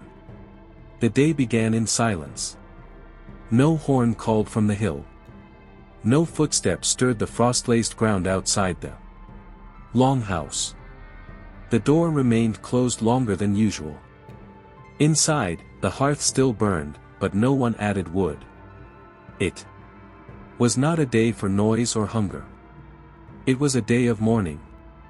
The dead lay at the center of the hall, wrapped in wool and lined with pine needles, the scent sharp but clean. His sword rested across his chest. Not for defense, he no longer needed that, but for remembrance. It was polished. As if it too were preparing for its own long sleep. Beside him, a small sack of soil from his family's land. A carved wooden talisman. 2 silver coins. And silence. There were no howls, no wails, just breath. The soft kind. As though all who had gathered were afraid that even a whisper might disturb the space between the dead and the gods. In the Viking world, death was not an end. It was a passage. But it was not simple. Not everyone went to the same place. Not every soul was lifted into glory. And so the farewell was both reverent and uncertain. Sometimes, if the man had been a simple farmer, the ceremony was quiet and local. The village elders gathered, a vulva or wise woman whispered words over him, and he was buried in the earth, his grave marked by stone or stave. His name carved with love and smoke-darkened fingers. But if he had been something more, a jarl, a famed raider, or a seer, then fire and sea might come into the ritual. A ship might be prepared, a small one, dragged from the water's edge up the slope, its boards tar-sealed, its ribs creaking under the weight of death and remembrance. The preparation could take days. Men and women walked in a slow, constant rhythm from the house to the ship, ferrying gifts, tools, weapons, hides, mead, bread, sometimes dogs or falcons. And yes, sometimes slaves. A thrall might be chosen to follow their master into the afterlife, dressed in linen and adorned with a necklace they had never owned before. It was said the gods would look more kindly on the dead if they arrived well accompanied. These ship burials were not common. Most could not afford them. They were reserved for the few who had gathered enough silver or story to warrant it. Still, even among the poor, the sea was never far from the soul. Ashes were sometimes poured into the tide. Bones placed on cliff edges facing the waves. Always, the horizon mattered. As the rites began, those who remained alive would form a circle. Not always touching, but close. Close enough to hear each other's breath. To feel it. The vulva would chant low, sometimes in a forgotten dialect. Not for the ears of mortals, they'd say. The language of death was older than men. Then came the offering. If the body was to be burned, the ship would be soaked in oil and pitch, dried reeds placed beneath the wood slats, and lit not by torch, but by a single arrow, loosed from a longbow by a trusted hand, often a son or brother. The fire would not roar. It would crackle first. Gently. As if it too were mourning. And then, it would rise. Slowly, like breath held too long.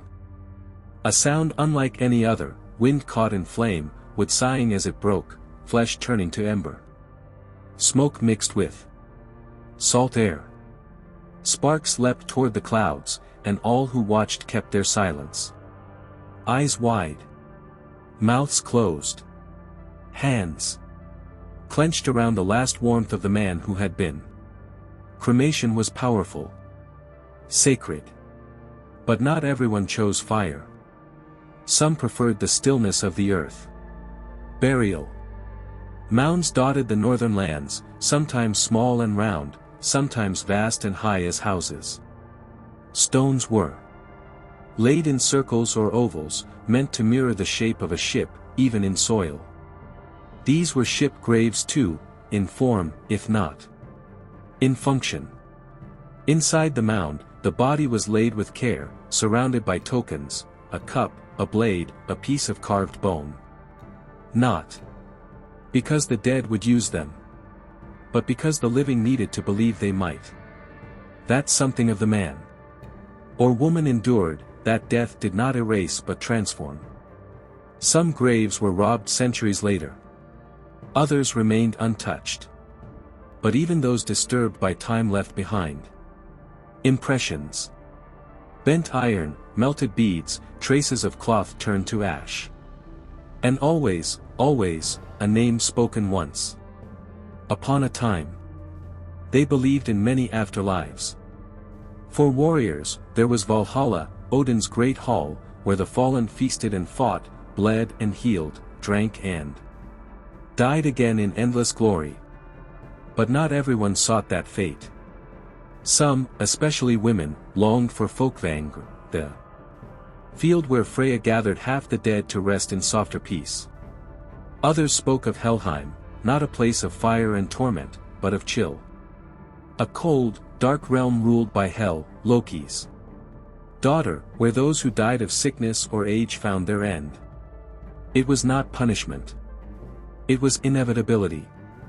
A place of sleep, not suffering. And then there were those lost at sea.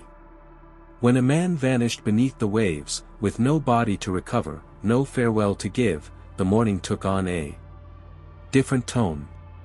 A small carving might be made in his likeness. A blade he once used might be broken and buried in his stead. His name whispered into the water. Because without the ritual, there was danger. A soul unanchored could become restless. Return as a draugr, a walking dead, cursed to haunt the shoreline. Draped in kelp and vengeance. Or worse, it might never find the gods at all. Might linger. Listening. Wanting. Forever cold. So even if the death was unseen, the ritual must be seen. At the edge of fjords and forests, people lit small candles on driftwood and pushed them into the water, eyes never blinking as they watched the flickering flame float into shadow. That small light, a prayer. A guide. A final whisper. And then, there was the sound of weeping. Not loud. Not frantic.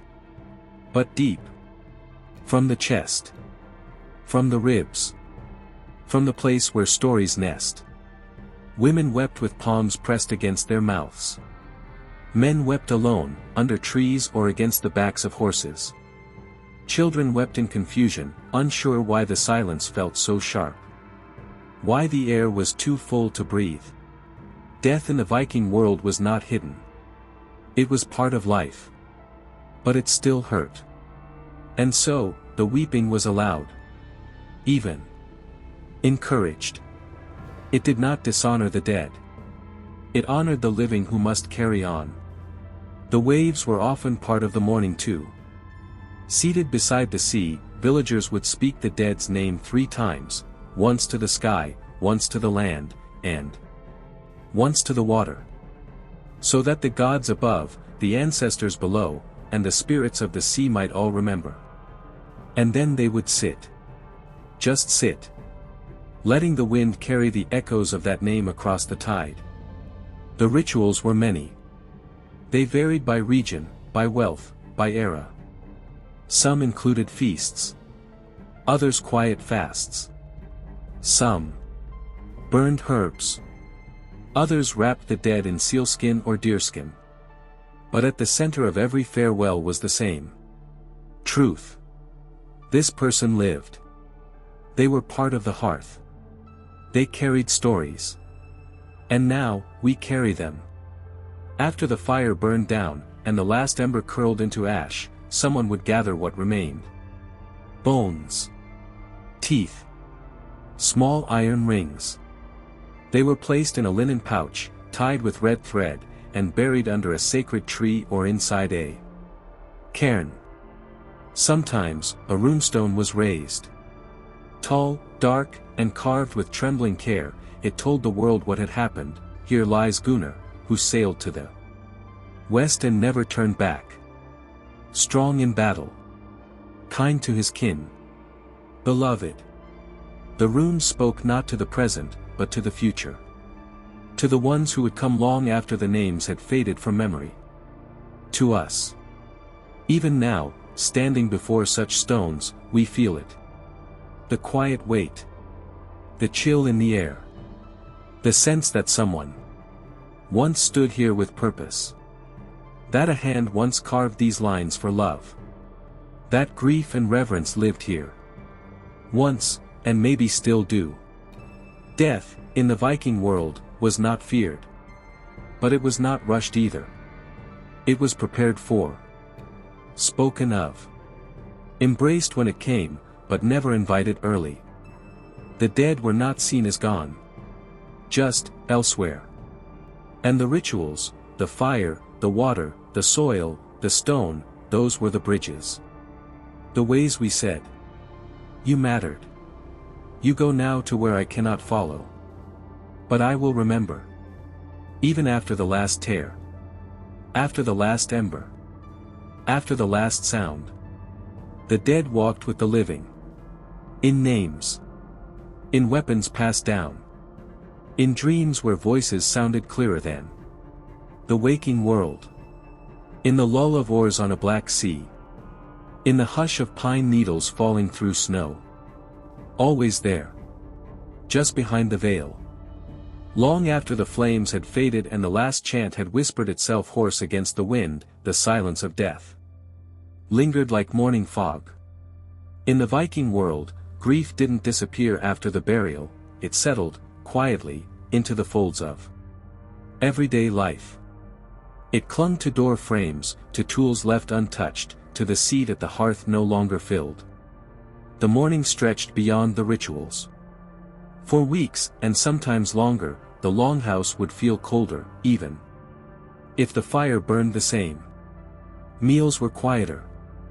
Laughter, when it returned, did so gently, like footsteps on fresh snow. Some would wear darker wool, some would braid tokens of the dead into their hair, and others would take small offerings, simple trinkets of bone, bronze, or stone, and place them where the deceased once worked, once prayed, once sat. As if those tiny gifts might keep the soul close. But Viking grief was not weakness. It was a form of memory, a strength in its own right. To grieve was to preserve, to protect the living spirit of the departed by refusing to forget. And so stories were told, even when the voice trembled. Even when the hands curled tight in the telling. Some deaths echoed louder than others. The death of a child, for instance, bent time around it. A high-pitched silence followed such loss. The little ones, those barely past naming, were laid in shallow graves near the home. Not far out in the forest, not atop the cliffs, but close. Some parents planted trees at the head of the grave, hoping it would grow as the child never could. Sometimes, a small toy, a carved horse or doll, was buried with them. Or a blanket, still warm with the mother's scent. Women wept openly for such losses, often in pairs, heads pressed together, braids tangled with tears. Men mourned differently, by carving, by chopping wood until their shoulders gave out, by holding the surviving children tighter than before. But the ache was shared. And the ache endured. When a mother died, especially in childbirth, a different kind of mourning unfolded. She was honored not with weapons or armor, but with wool, with finely woven cloth, with the tools of her making. A spindle. A comb. A silver brooch, if the family could afford it. She was laid to rest with quiet hands, the last kiss often pressed to her brow, rather than her lips. The vulva's voice might speak less of battle and more of healing, of light across a meadow, of Freya's arms welcoming the weary. For warriors, however, the ceremony could border on the theatrical. Not for vanity, but for memory. The tales demanded it. When a famed fighter fell, it wasn't enough to bury him. He had to be sent off in legend. Skalds would sing of his deeds before the pyre was lit. Children would be made to remember the exact pitch of his voice, the rhythm of his stride, the way he swung his blade. If possible, his last weapon was broken upon his death, not out of disrespect, but so it might never be used by a lesser hand. Some said the sword's spirit followed its master. Others believed that breaking it ensured the dead man's power would never be misused. Either way, the crack of metal splitting in two became part of the ritual. A punctuation to the tale. Sometimes, animals were sacrificed, not in cruelty, but in companionship. Dogs especially. Fierce hunting hounds or quiet hearth-dwellers might be chosen to join their master, their bodies laid close, their fur still carrying the scent of smoke and moss. Horses, too, might be led up the burial mound, their reins cut loose, their manes braided with red thread. In rare, sacred funerals, a horse was sacrificed in full ceremony, the blood caught in a basin, the eyes closed with reverent hands, its body burned or buried alongside the fallen. But perhaps the strangest funerals were those told only in half-truths, wrapped in myth, edged with fear. There were tales of seer burials, where the vulva was interred not with wood or stone, but within a circle of bones and ash. Her staff would be placed upright, like a marker between worlds, and those who visited her grave did so with whispers and offerings. These graves became places of pilgrimage, of quiet dread. People swore they dreamed clearer near them. That fire burned hotter. That silence, there, wasn't empty. And there were darker stories, of those denied burial. Those who betrayed clan or kin might be cast out. Their names stricken from carvings, their faces never spoken of. Their bodies left unburned, buried in shallow earth with stones over their chests to keep them down. The belief was simple: the dishonored dead should not rise. They had no place in Valhalla, nor in the family sagas. But even these souls were not always lost. Some say that if enough generations passed, and enough prayers were said, their spirits could be cleansed. That a descendant might visit the unmarked grave, light a candle, and speak forgiveness. And that the soul, shivering in Helheim, might feel the warmth of it and rest. Among all these rites and rituals, there was one act above all that carried the weight of finality: the naming. After the burial, after the fire or earth had taken the body, someone, an elder, a loved one, a skald, would stand and speak the full name of the deceased one last time. Loudly. Clearly. So that both gods and men could hear. It was not just a farewell. It was a confirmation. This one lived. This one mattered. And then silence again. In some villages, a tradition persisted, one that many today might find strange but deeply human. In the days following a funeral, families would invite neighbors into their longhouse to eat, to drink, to tell stories, not about the dead's final days, but about the moments that made them laugh, that made them proud. He once fought off a bear with nothing but a rake. She braided her daughter's hair every morning, even when her hands ached. He could row faster than any man I've ever known. She taught me to mend a cloak before I could hold a blade. These memories were spoken in warmth. They were stitched into quilts. They were carved onto drinking horns. And they became the only immortality the Vikings ever truly trusted, the kind that lived in the mouths and hearts of others. One such tale tells of a man who, after burying his wife, carved a small rune onto the underside of his boat. No one saw it for years. When his son inherited the boat, he found it while scraping away old pitch. The rune meant beloved. The son left it there. And the boat sailed for another decade, carrying that memory quietly beneath the waves. Another speaks of a woman who planted onions each spring where her brother had been buried. When the green shoots came, she'd whisper to them. Not in sadness, but in thanks. You're still here, she'd say. Still growing. And sometimes, names were given again. Not as replacements, but as honor. A child born not long after a death might receive the same name, rune, astrid, leaf, not to fill the old life, but to carry it forward. These names became bridges across generations. They became echoes softened by time, still clear enough to guide. But eventually, even the echoes faded. The sagas grew dim. The carvings wore away. The mounds became hills. The fjords, still.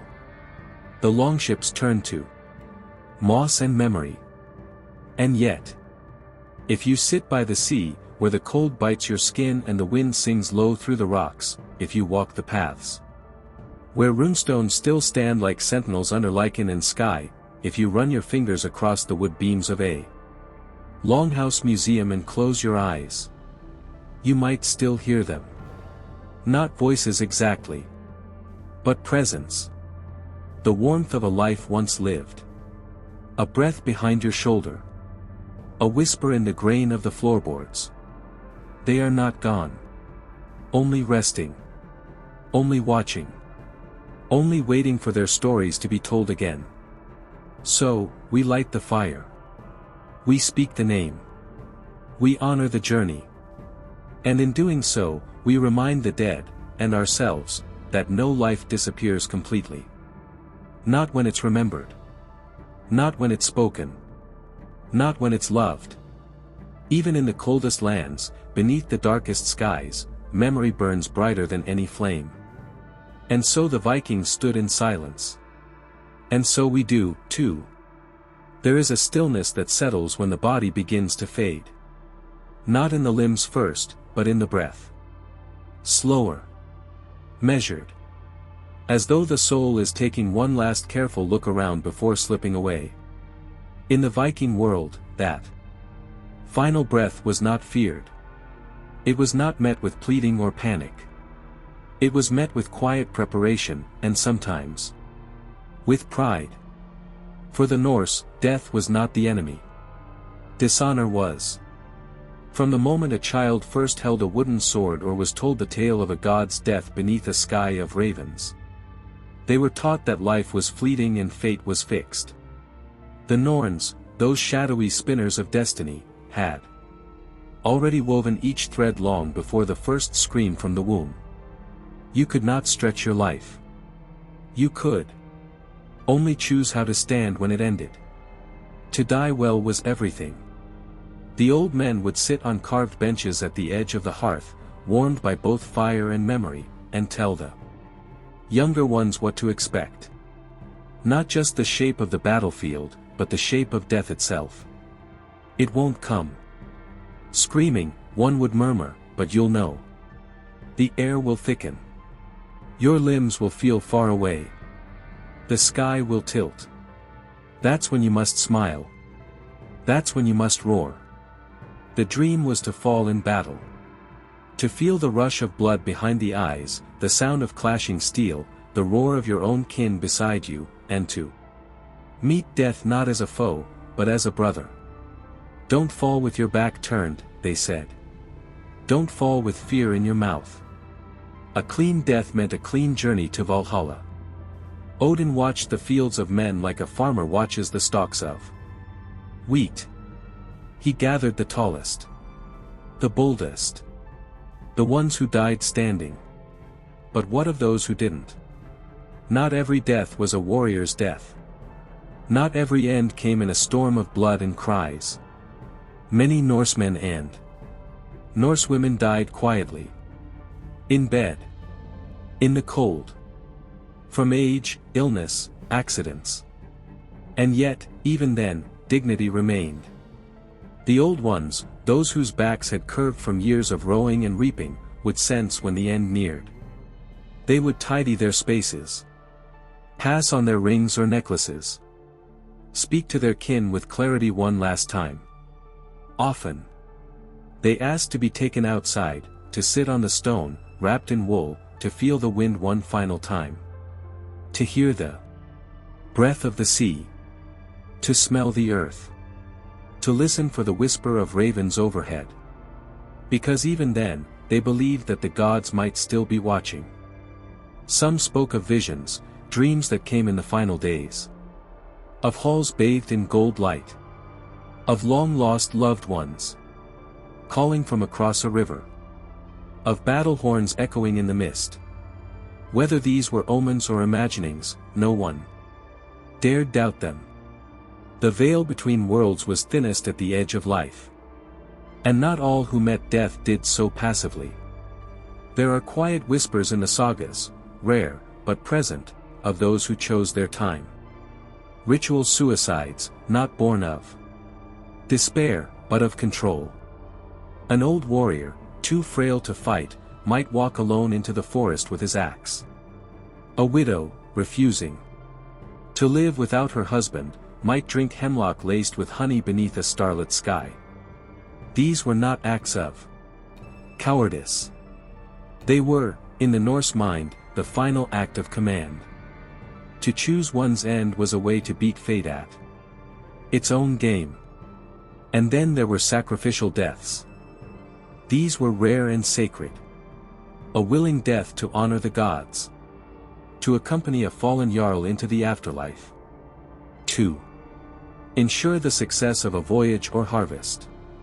Those chosen, or those who volunteered, were wrapped in clean cloth, anointed with oils, and given a final meal of meat, mead, and soft bread. They were spoken to as if already dead, honored, respected. And when their time came, it was not met with fear, but with stillness. In some cases, the blade was quick. In others, the breath slowed naturally as the chants rose around them. The vulva would sing. The flames would flicker.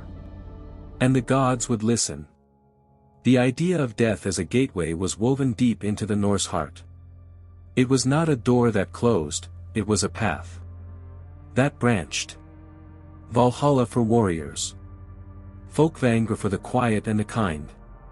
Helheim for the weary.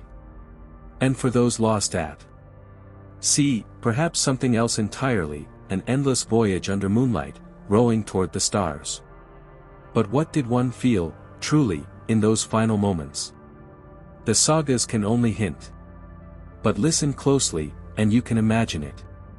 A warrior, face bloodied, breath shallow, leans back against a broken shield. Around him, battle still roars. But he hears only the wind in his ears now. He looks skyward, past the smoke, past the ravens circling overhead, and he smiles. Not because of pride, but because it is done. His name will be spoken tonight. His blade will be laid beside him. His story will be told. Or an old woman, fingers gnarled from years of spinning flax and binding wounds, lies beneath a thick fur. Her daughters hold her hand. A bowl of broth grows cold beside the fire. She watches the shadows on the ceiling, shapes of gods and mountains, of wolves and moons. She remembers the sound of her first child's cry. The scent of wet soil in spring. The way her husband used to hum when carving bone. Her eyes close not in fear, but in gratitude. Because she lived. Because she endured. Because the gods are waiting. The idea of wird, of fate, was not simply belief. It was breath. The Vikings did not ask why death came, only when. And when it did, they stood for it. They met it with open eyes. There is a moment, soft and unnoticed, when a life crosses that unseen border. When the last breath slips through the lips, and the air grows still around them. The Norse believed that in that instant, the soul stood briefly in both worlds. 1 foot on soil, 1 foot in mist. And that the gods leaned down, just for a heartbeat, to see which way it would turn. Would it rise? Would it wander? Would it return? The fire might flicker then. The wind might change. A raven might call out. And the living would know. This chapter of death was not just for warriors. Women, children, elders, all walked this road. All were given their place in the tapestry of fate. All were remembered. And always, always, the final act was quiet. Not because it was less, but because it was sacred. There is a line in an old poem, even the axe blade listens when a soul departs. And perhaps it's true. Because when a Viking died, the world tilted. Just slightly. Just long enough for those still living to feel it. A weight. Shifting. A breath ending. A thread snipped. But never gone. Only carried onward. To face death as a Viking was not to meet a stranger. It was to welcome an old companion. In truth, the shadow of death walked with them from birth, not as a curse, but as a teacher. It stood at the edge of every fjord, in the rustle of pine trees during winter hunts, in the glint of an axe hung by the door. And when it finally came close, most Vikings did not flinch. Because they had practiced for it their entire lives. Not just in war, but in story. Death was woven into their songs, their riddles, their quietest prayers. Mothers whispered it into lullabies, not to frighten, but to teach. Live strong, little one, they'd murmur as they tucked in their children beside the hearth, so that the gods might know your name. From cradle to grave, the Norse believed that a short, fierce life was more noble than a long, forgettable one. Still, not every end was glorious. Not every warrior earned a saga. There were those who died of sickness, wasting away in smoky longhouses while snow drifted thick outside. The cough that came in autumn and lingered past Yule was sometimes a death sentence. And the strongest men might lie there, helpless, their breath rattling in their chest, as their wives fed them broth and their sons sharpened spears. For raids they'd never join. And yet even here, death was not without meaning. A man might give his last strength to speak one final word of advice. To hand down a treasured knife. To rest his hand on the shoulder of the boy who would now carry his name. That moment, that soft passing of purpose, was remembered. Not all heroes were sung in the hall. Some lived only in the habits of their descendants.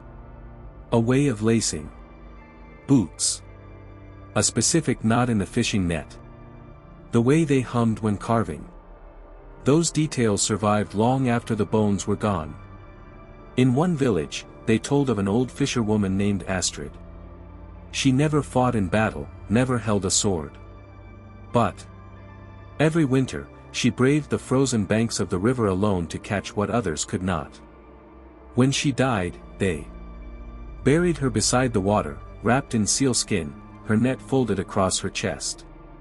To this day, the children of the village tie knots the way she did, believing it brings luck. No sagas speak her name. But her hands remain. Then there were the warriors, the ones whose deaths made the skalds lean forward in the firelight. Like Herek the Silent, who once held a bridge alone while his brothers escaped. When they found him days later, half frozen and covered in wounds, he was still alive, barely. He said nothing, even in pain. Only nodded once. When he died, they burned the bridge timbers with his body. The river still remembers the flames. Or Ursa of the Northwind, a shield maiden who took 7 wounds in a raid before dragging herself to shore, her blade still clenched. She bled out beneath a pine tree, smiling, whispering thanks to Freya for a warrior's death. Her grave lies beneath that same tree. Every spring, flowers bloom around it in a perfect circle. No one planted them. But sometimes, death came without witness. A man lost in a storm. A woman taken by the sea. A child who wandered too far into the dark. For these, the grief was deeper. There was no closure. No body to bury. The living would light candles on stones. They would whisper into the wind, hoping the words would carry. They would keep a space at the table, just for a while. Hoping.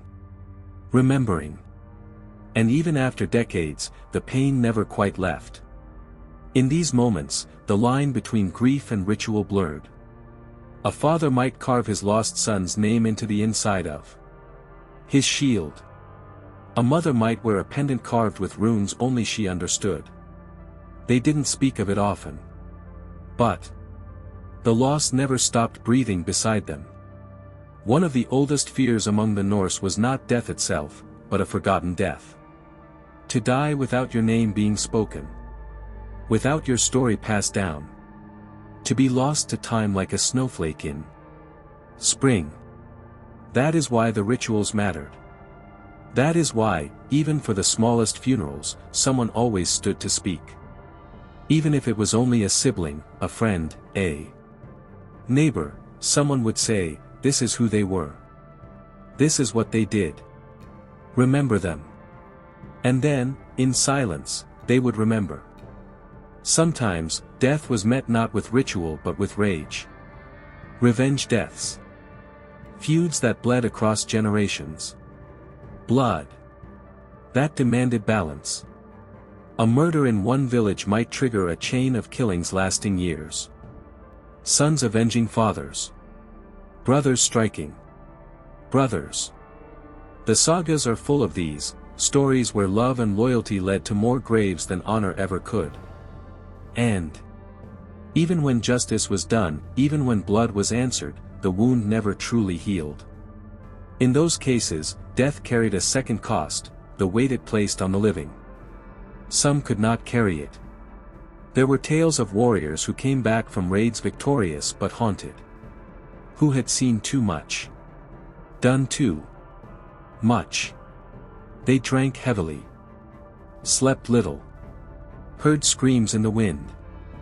These were not weak men, but men who had stared into death too often, and found something familiar looking back. For some, the only peace was isolation. They built huts in the hills, became hermits, speaking little, living simply. Others traveled, farther than most, searching for something that could quiet the noise inside. A few found it. Most did not. But the community still honored them. The Norse believed that carrying the weight of death, even the cost of victory, was a warrior's burden. And so, they didn't shame those who struggled. They fed them. Sat beside them. Listened when they finally spoke. Because all death leaves echoes.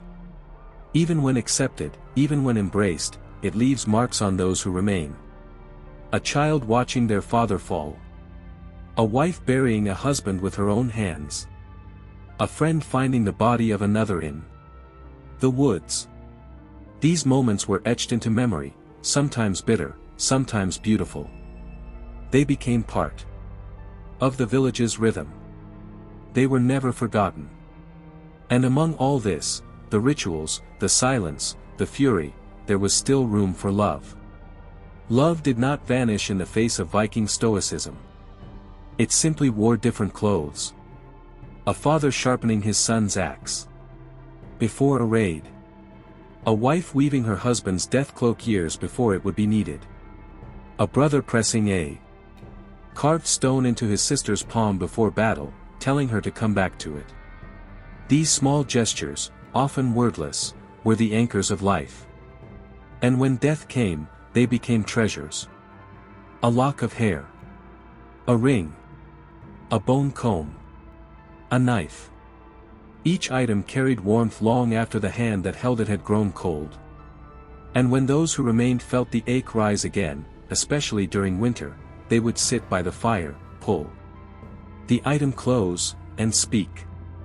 Not always aloud, but deeply. And sometimes, they swore they heard something answer. Not in words, but in warmth. In memory. In the steady, unbroken hum of life continuing. Because that, perhaps, was the truest way the Norse faced death, by continuing to live in its shadow, without fear. By loving louder.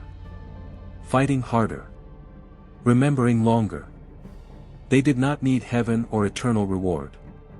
They only needed to be remembered. So the stories were told. Names were carved. Runes were etched. And children grew into warriors who would one day become ancestors. And somewhere, beneath stars long faded, those ancestors still listen. Still waiting for their stories to be told. Still watching, just beyond the veil of firelight. Not as ghosts. Not as gods. But as echoes. Alive in every heartbeat that dares to face death, and smile. There are places beyond the firelight. Places not drawn on any map, not spoken of too loudly, yet always near. The Norse knew these places well, not through doctrine or books, but through dreams whispered to them on long winter nights. And though death came suddenly for many, it never came alone. It came with a promise, of halls beyond the mist, of voices long silent calling through the dark. It came with the hope that this world was not the last. The journey beyond death, to the Norse mind, was not a straight road but a branching path. Where one went depended not on goodness, but on manner. How you lived. How you died. What you believed. And so, as we step quietly now into the afterlife of a Viking, we do so with reverence, feet soft on the frost-laced earth, ears attuned to distant echoes of mead cups, swords clashing softly in the beyond, and lullabies sung not by mothers, but by gods. Valhalla waits for some. It does not shimmer like heaven, nor does it glow with peace. Valhalla is carved from stone and stormlight. Its roof is made from the shields of the fallen. Its gates creak under the weight of names that echo through history. The doors open only for those who died with steel in their hands, breathless from battle, laughter still caught in their throats. Step into that hall now. The firelight doesn't flicker, it surges, licking the carved beams above. Long tables stretch beyond sight, piled high with roasted meat, bread baked black from ancient ovens, mead so thick it could drown sorrow. Warriors sit shoulder to shoulder, their cloaks soaked from the mists of death, their voices loud in songs of blood and glory. But listen closer. There's a rhythm here, each breath taken in harmony, each laugh sharpened with memory. These are not restless souls. They are home. And every night, they feast. Every morning, they rise again to fight, not in hatred, but in honor. To keep the edge of their spirit sharp, should the gods ever call upon them for the final battle. Odin walks among them, silent often, watching. His wolves at his side. His eye upon the strongest.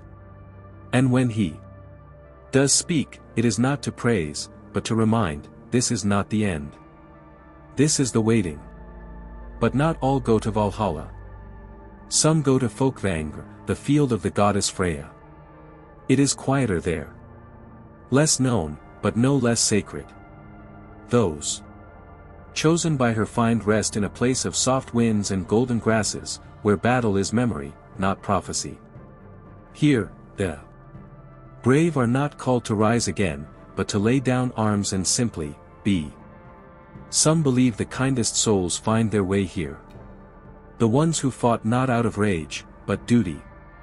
The ones who held children's hands through fire. The ones whose strength was steady, not loud. They are met not with horns and shouts, but with warm arms, woven garlands, and silence that soothes. And then, there is Helheim. Not a place of fire and punishment. Not a cage. But a place of stillness. Helheim lies beneath the roots of the world tree, deep and cold and forgotten by most. It is where the majority of souls go, not cursed, not blessed. Just, done. A quiet afterlife for those who died of age, illness, sorrow. For the thralls who worked without glory.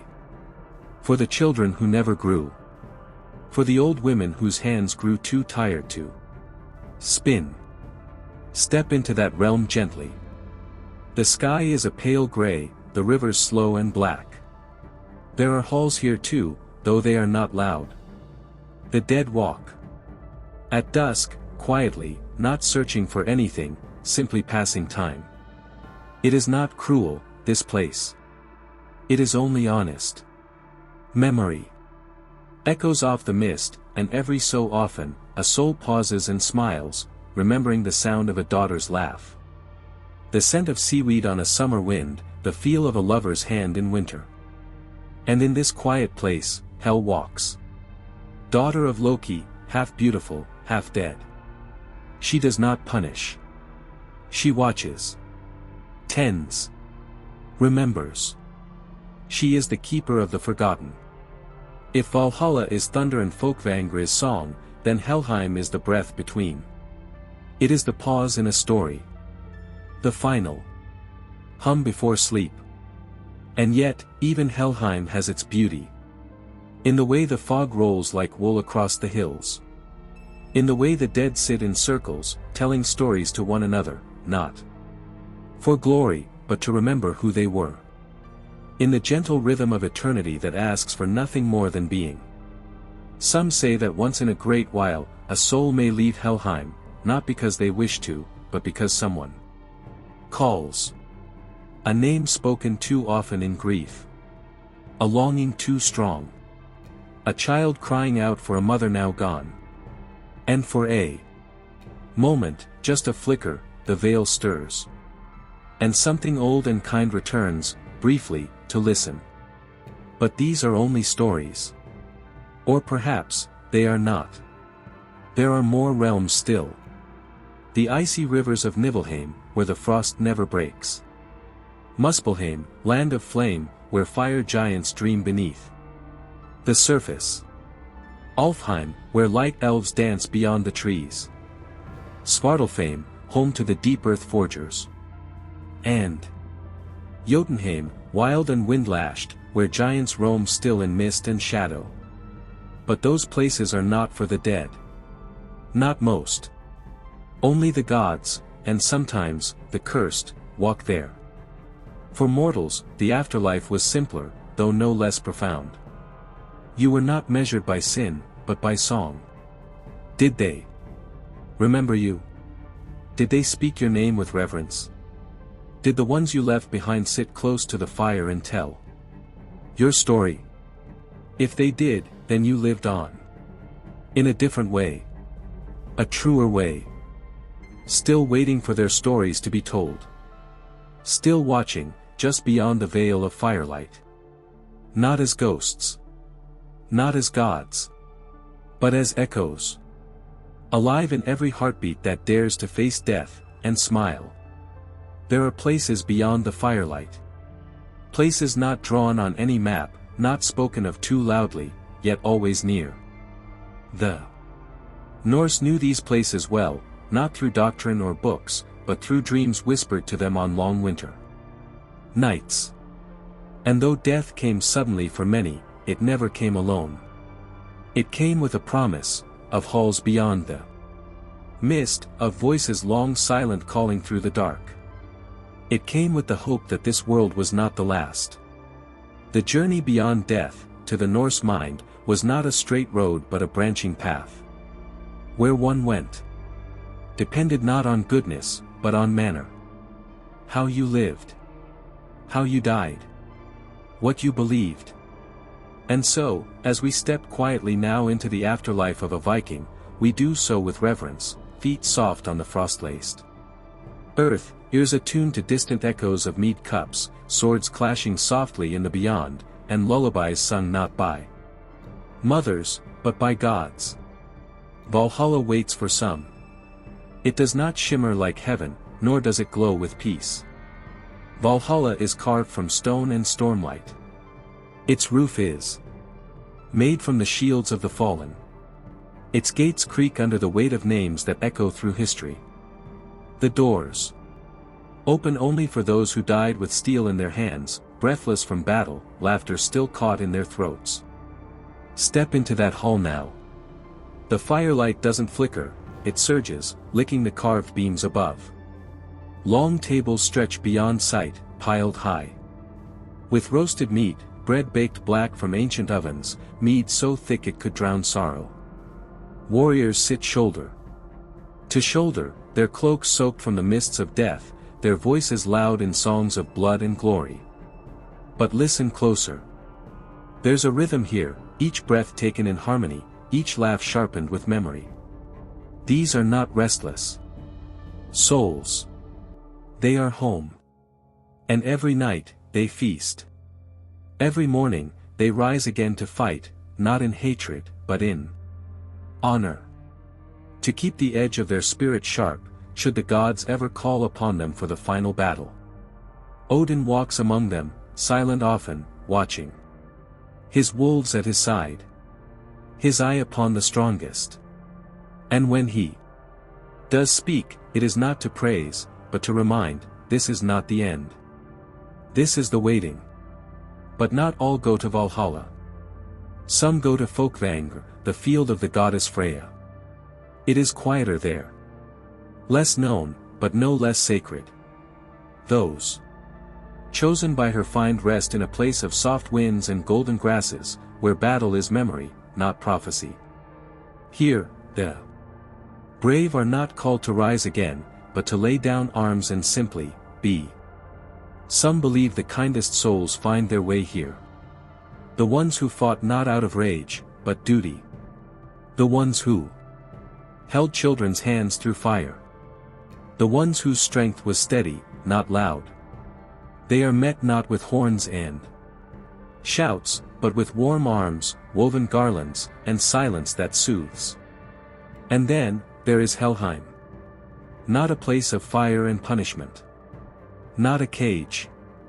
But a place of stillness. Helheim lies beneath the roots of the world tree, deep and cold and forgotten by most. It is where the majority of souls go, not cursed, not blessed. Just, done. A quiet afterlife for those who died of age, illness, sorrow. For the thralls who worked without glory. For the children who never grew. For the old women whose hands grew too tired to spin. Step into that realm gently. The sky is a pale gray, the rivers slow and black. There are halls here too, though they are not loud. The dead walk at dusk, quietly, not searching for anything, simply passing time. It is not cruel, this place. It is only honest. Memory echoes off the mist, and every so often, a soul pauses and smiles, remembering the sound of a daughter's laugh. The scent of seaweed on a summer wind, the feel of a lover's hand in winter. And in this quiet place, Hel walks. Daughter of Loki, half beautiful, half dead. She does not punish. She watches. Tends. Remembers. She is the keeper of the forgotten. If Valhalla is thunder and Folkvangr is song, then Helheim is the breath between. It is the pause in a story. The final hum before sleep. And yet, even Helheim has its beauty. In the way the fog rolls like wool across the hills. In the way the dead sit in circles, telling stories to one another, not for glory, but to remember who they were. In the gentle rhythm of eternity that asks for nothing more than being. Some say that once in a great while, a soul may leave Helheim, not because they wish to, but because someone calls. A name spoken too often in grief. A longing too strong. A child crying out for a mother now gone. And for a moment, just a flicker, the veil stirs. And something old and kind returns, briefly, to listen. But these are only stories. Or perhaps, they are not. There are more realms still. The icy rivers of Niflheim, where the frost never breaks. Muspelheim, land of flame, where fire giants dream beneath the surface. Alfheim, where light elves dance beyond the trees. Svartalfheim, home to the deep earth forgers. And Jotunheim, wild and wind-lashed, where giants roam still in mist and shadow. But those places are not for the dead. Not most. Only the gods, and sometimes, the cursed, walk there. For mortals, the afterlife was simpler, though no less profound.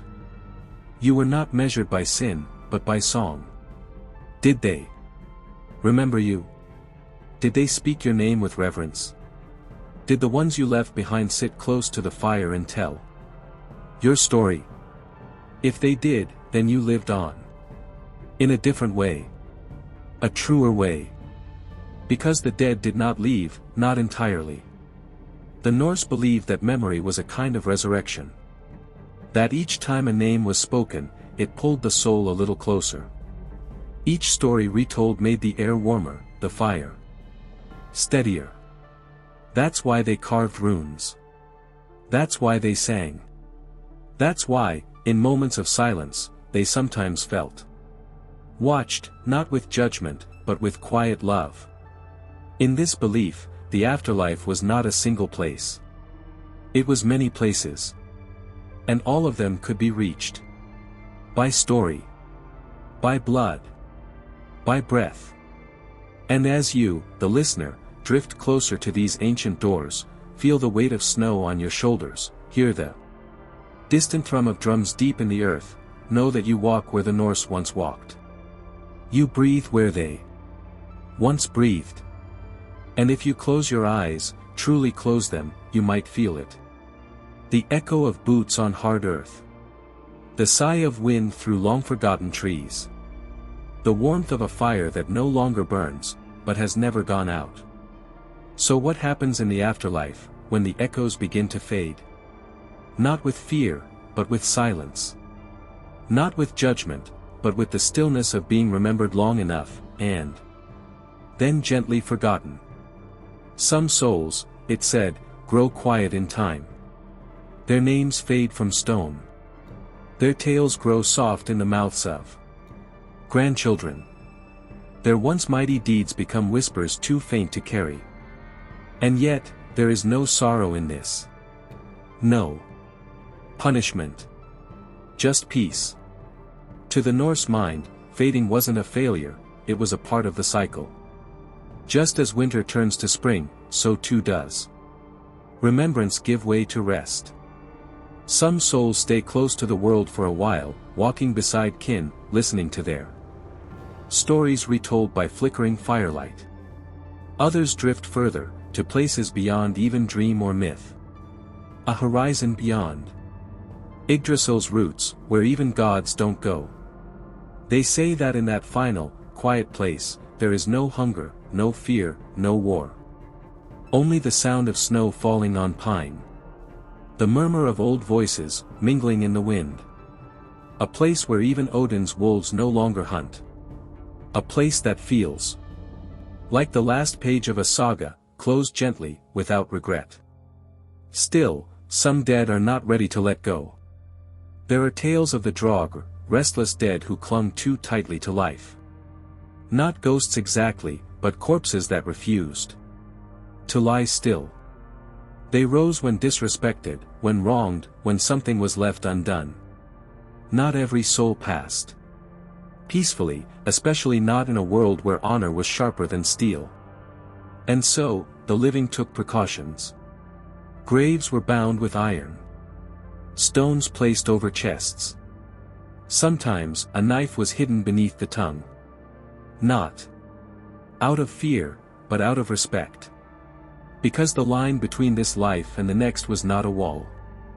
It was a shoreline. And the tide could turn. But those were rare. Most who passed on did so with purpose. With ritual. With calm. They were laid to rest beside tools, weapons, cloaks, even pets. Some carried a coin, though the Norse had no ferrymen.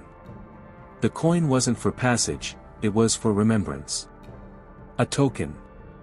A symbol. A last word. And when the grave was covered, when the mound was raised or the boat sent flaming into the dark, the world did not stop. Children laughed again. Crops were sown. New lives were born. But if you listened closely, on certain nights when the fog hugged the hills and the owls called 3 times, you might feel it. The world of the dead, breathing just beneath the surface. Not haunting. Not frightening. Just, waiting. Waiting for us to join them one day, as we all must. To set down our burdens. To leave behind war and hunger and frostbitten fingers. To become not dust, but story. And when that moment comes, if the old beliefs are true, you may stand at a gate made of fire and pine, met by a face you once loved. They won't speak. They won't need to. Because in the afterlife of the Norse, you've already said all that matters. And now, you rest. The wind hasn't stopped. It still moves across the fjords, slipping between trees that once sheltered longhouses. Stirring the ashes of fires long cold. You hear it now, don't you? Soft, steady, like a breath remembered. Tonight, we drifted far. Past smoke and song, into places few truly walk, into lives lived by firelight, by oaths, by steel. And silence. We sat in the longhouse. We tasted salted fish, honeyed mead. We stood shoulder to shoulder in the shield wall. We listened to the crackle of a funeral pyre, watched as a soul rose into the arms of the gods. You were not just a listener. You were there. For a little while, you wore their skin, carried their fears, their pride, their strange and sacred hopes. For a moment, you stepped into a world where life was harder, but maybe, just maybe, clearer. And now, the fire fades. The gods quiet. But the memory lingers. Thank you for coming this far, walking with me through storms, battlefields, long winters, and the soft hush of the afterlife. Thank you for sitting still in the noise of the modern world and choosing to remember something ancient. Because tonight, you were a Viking in heart and soul. And though the saga ends here, the wind still blows. And somewhere, a longship waits.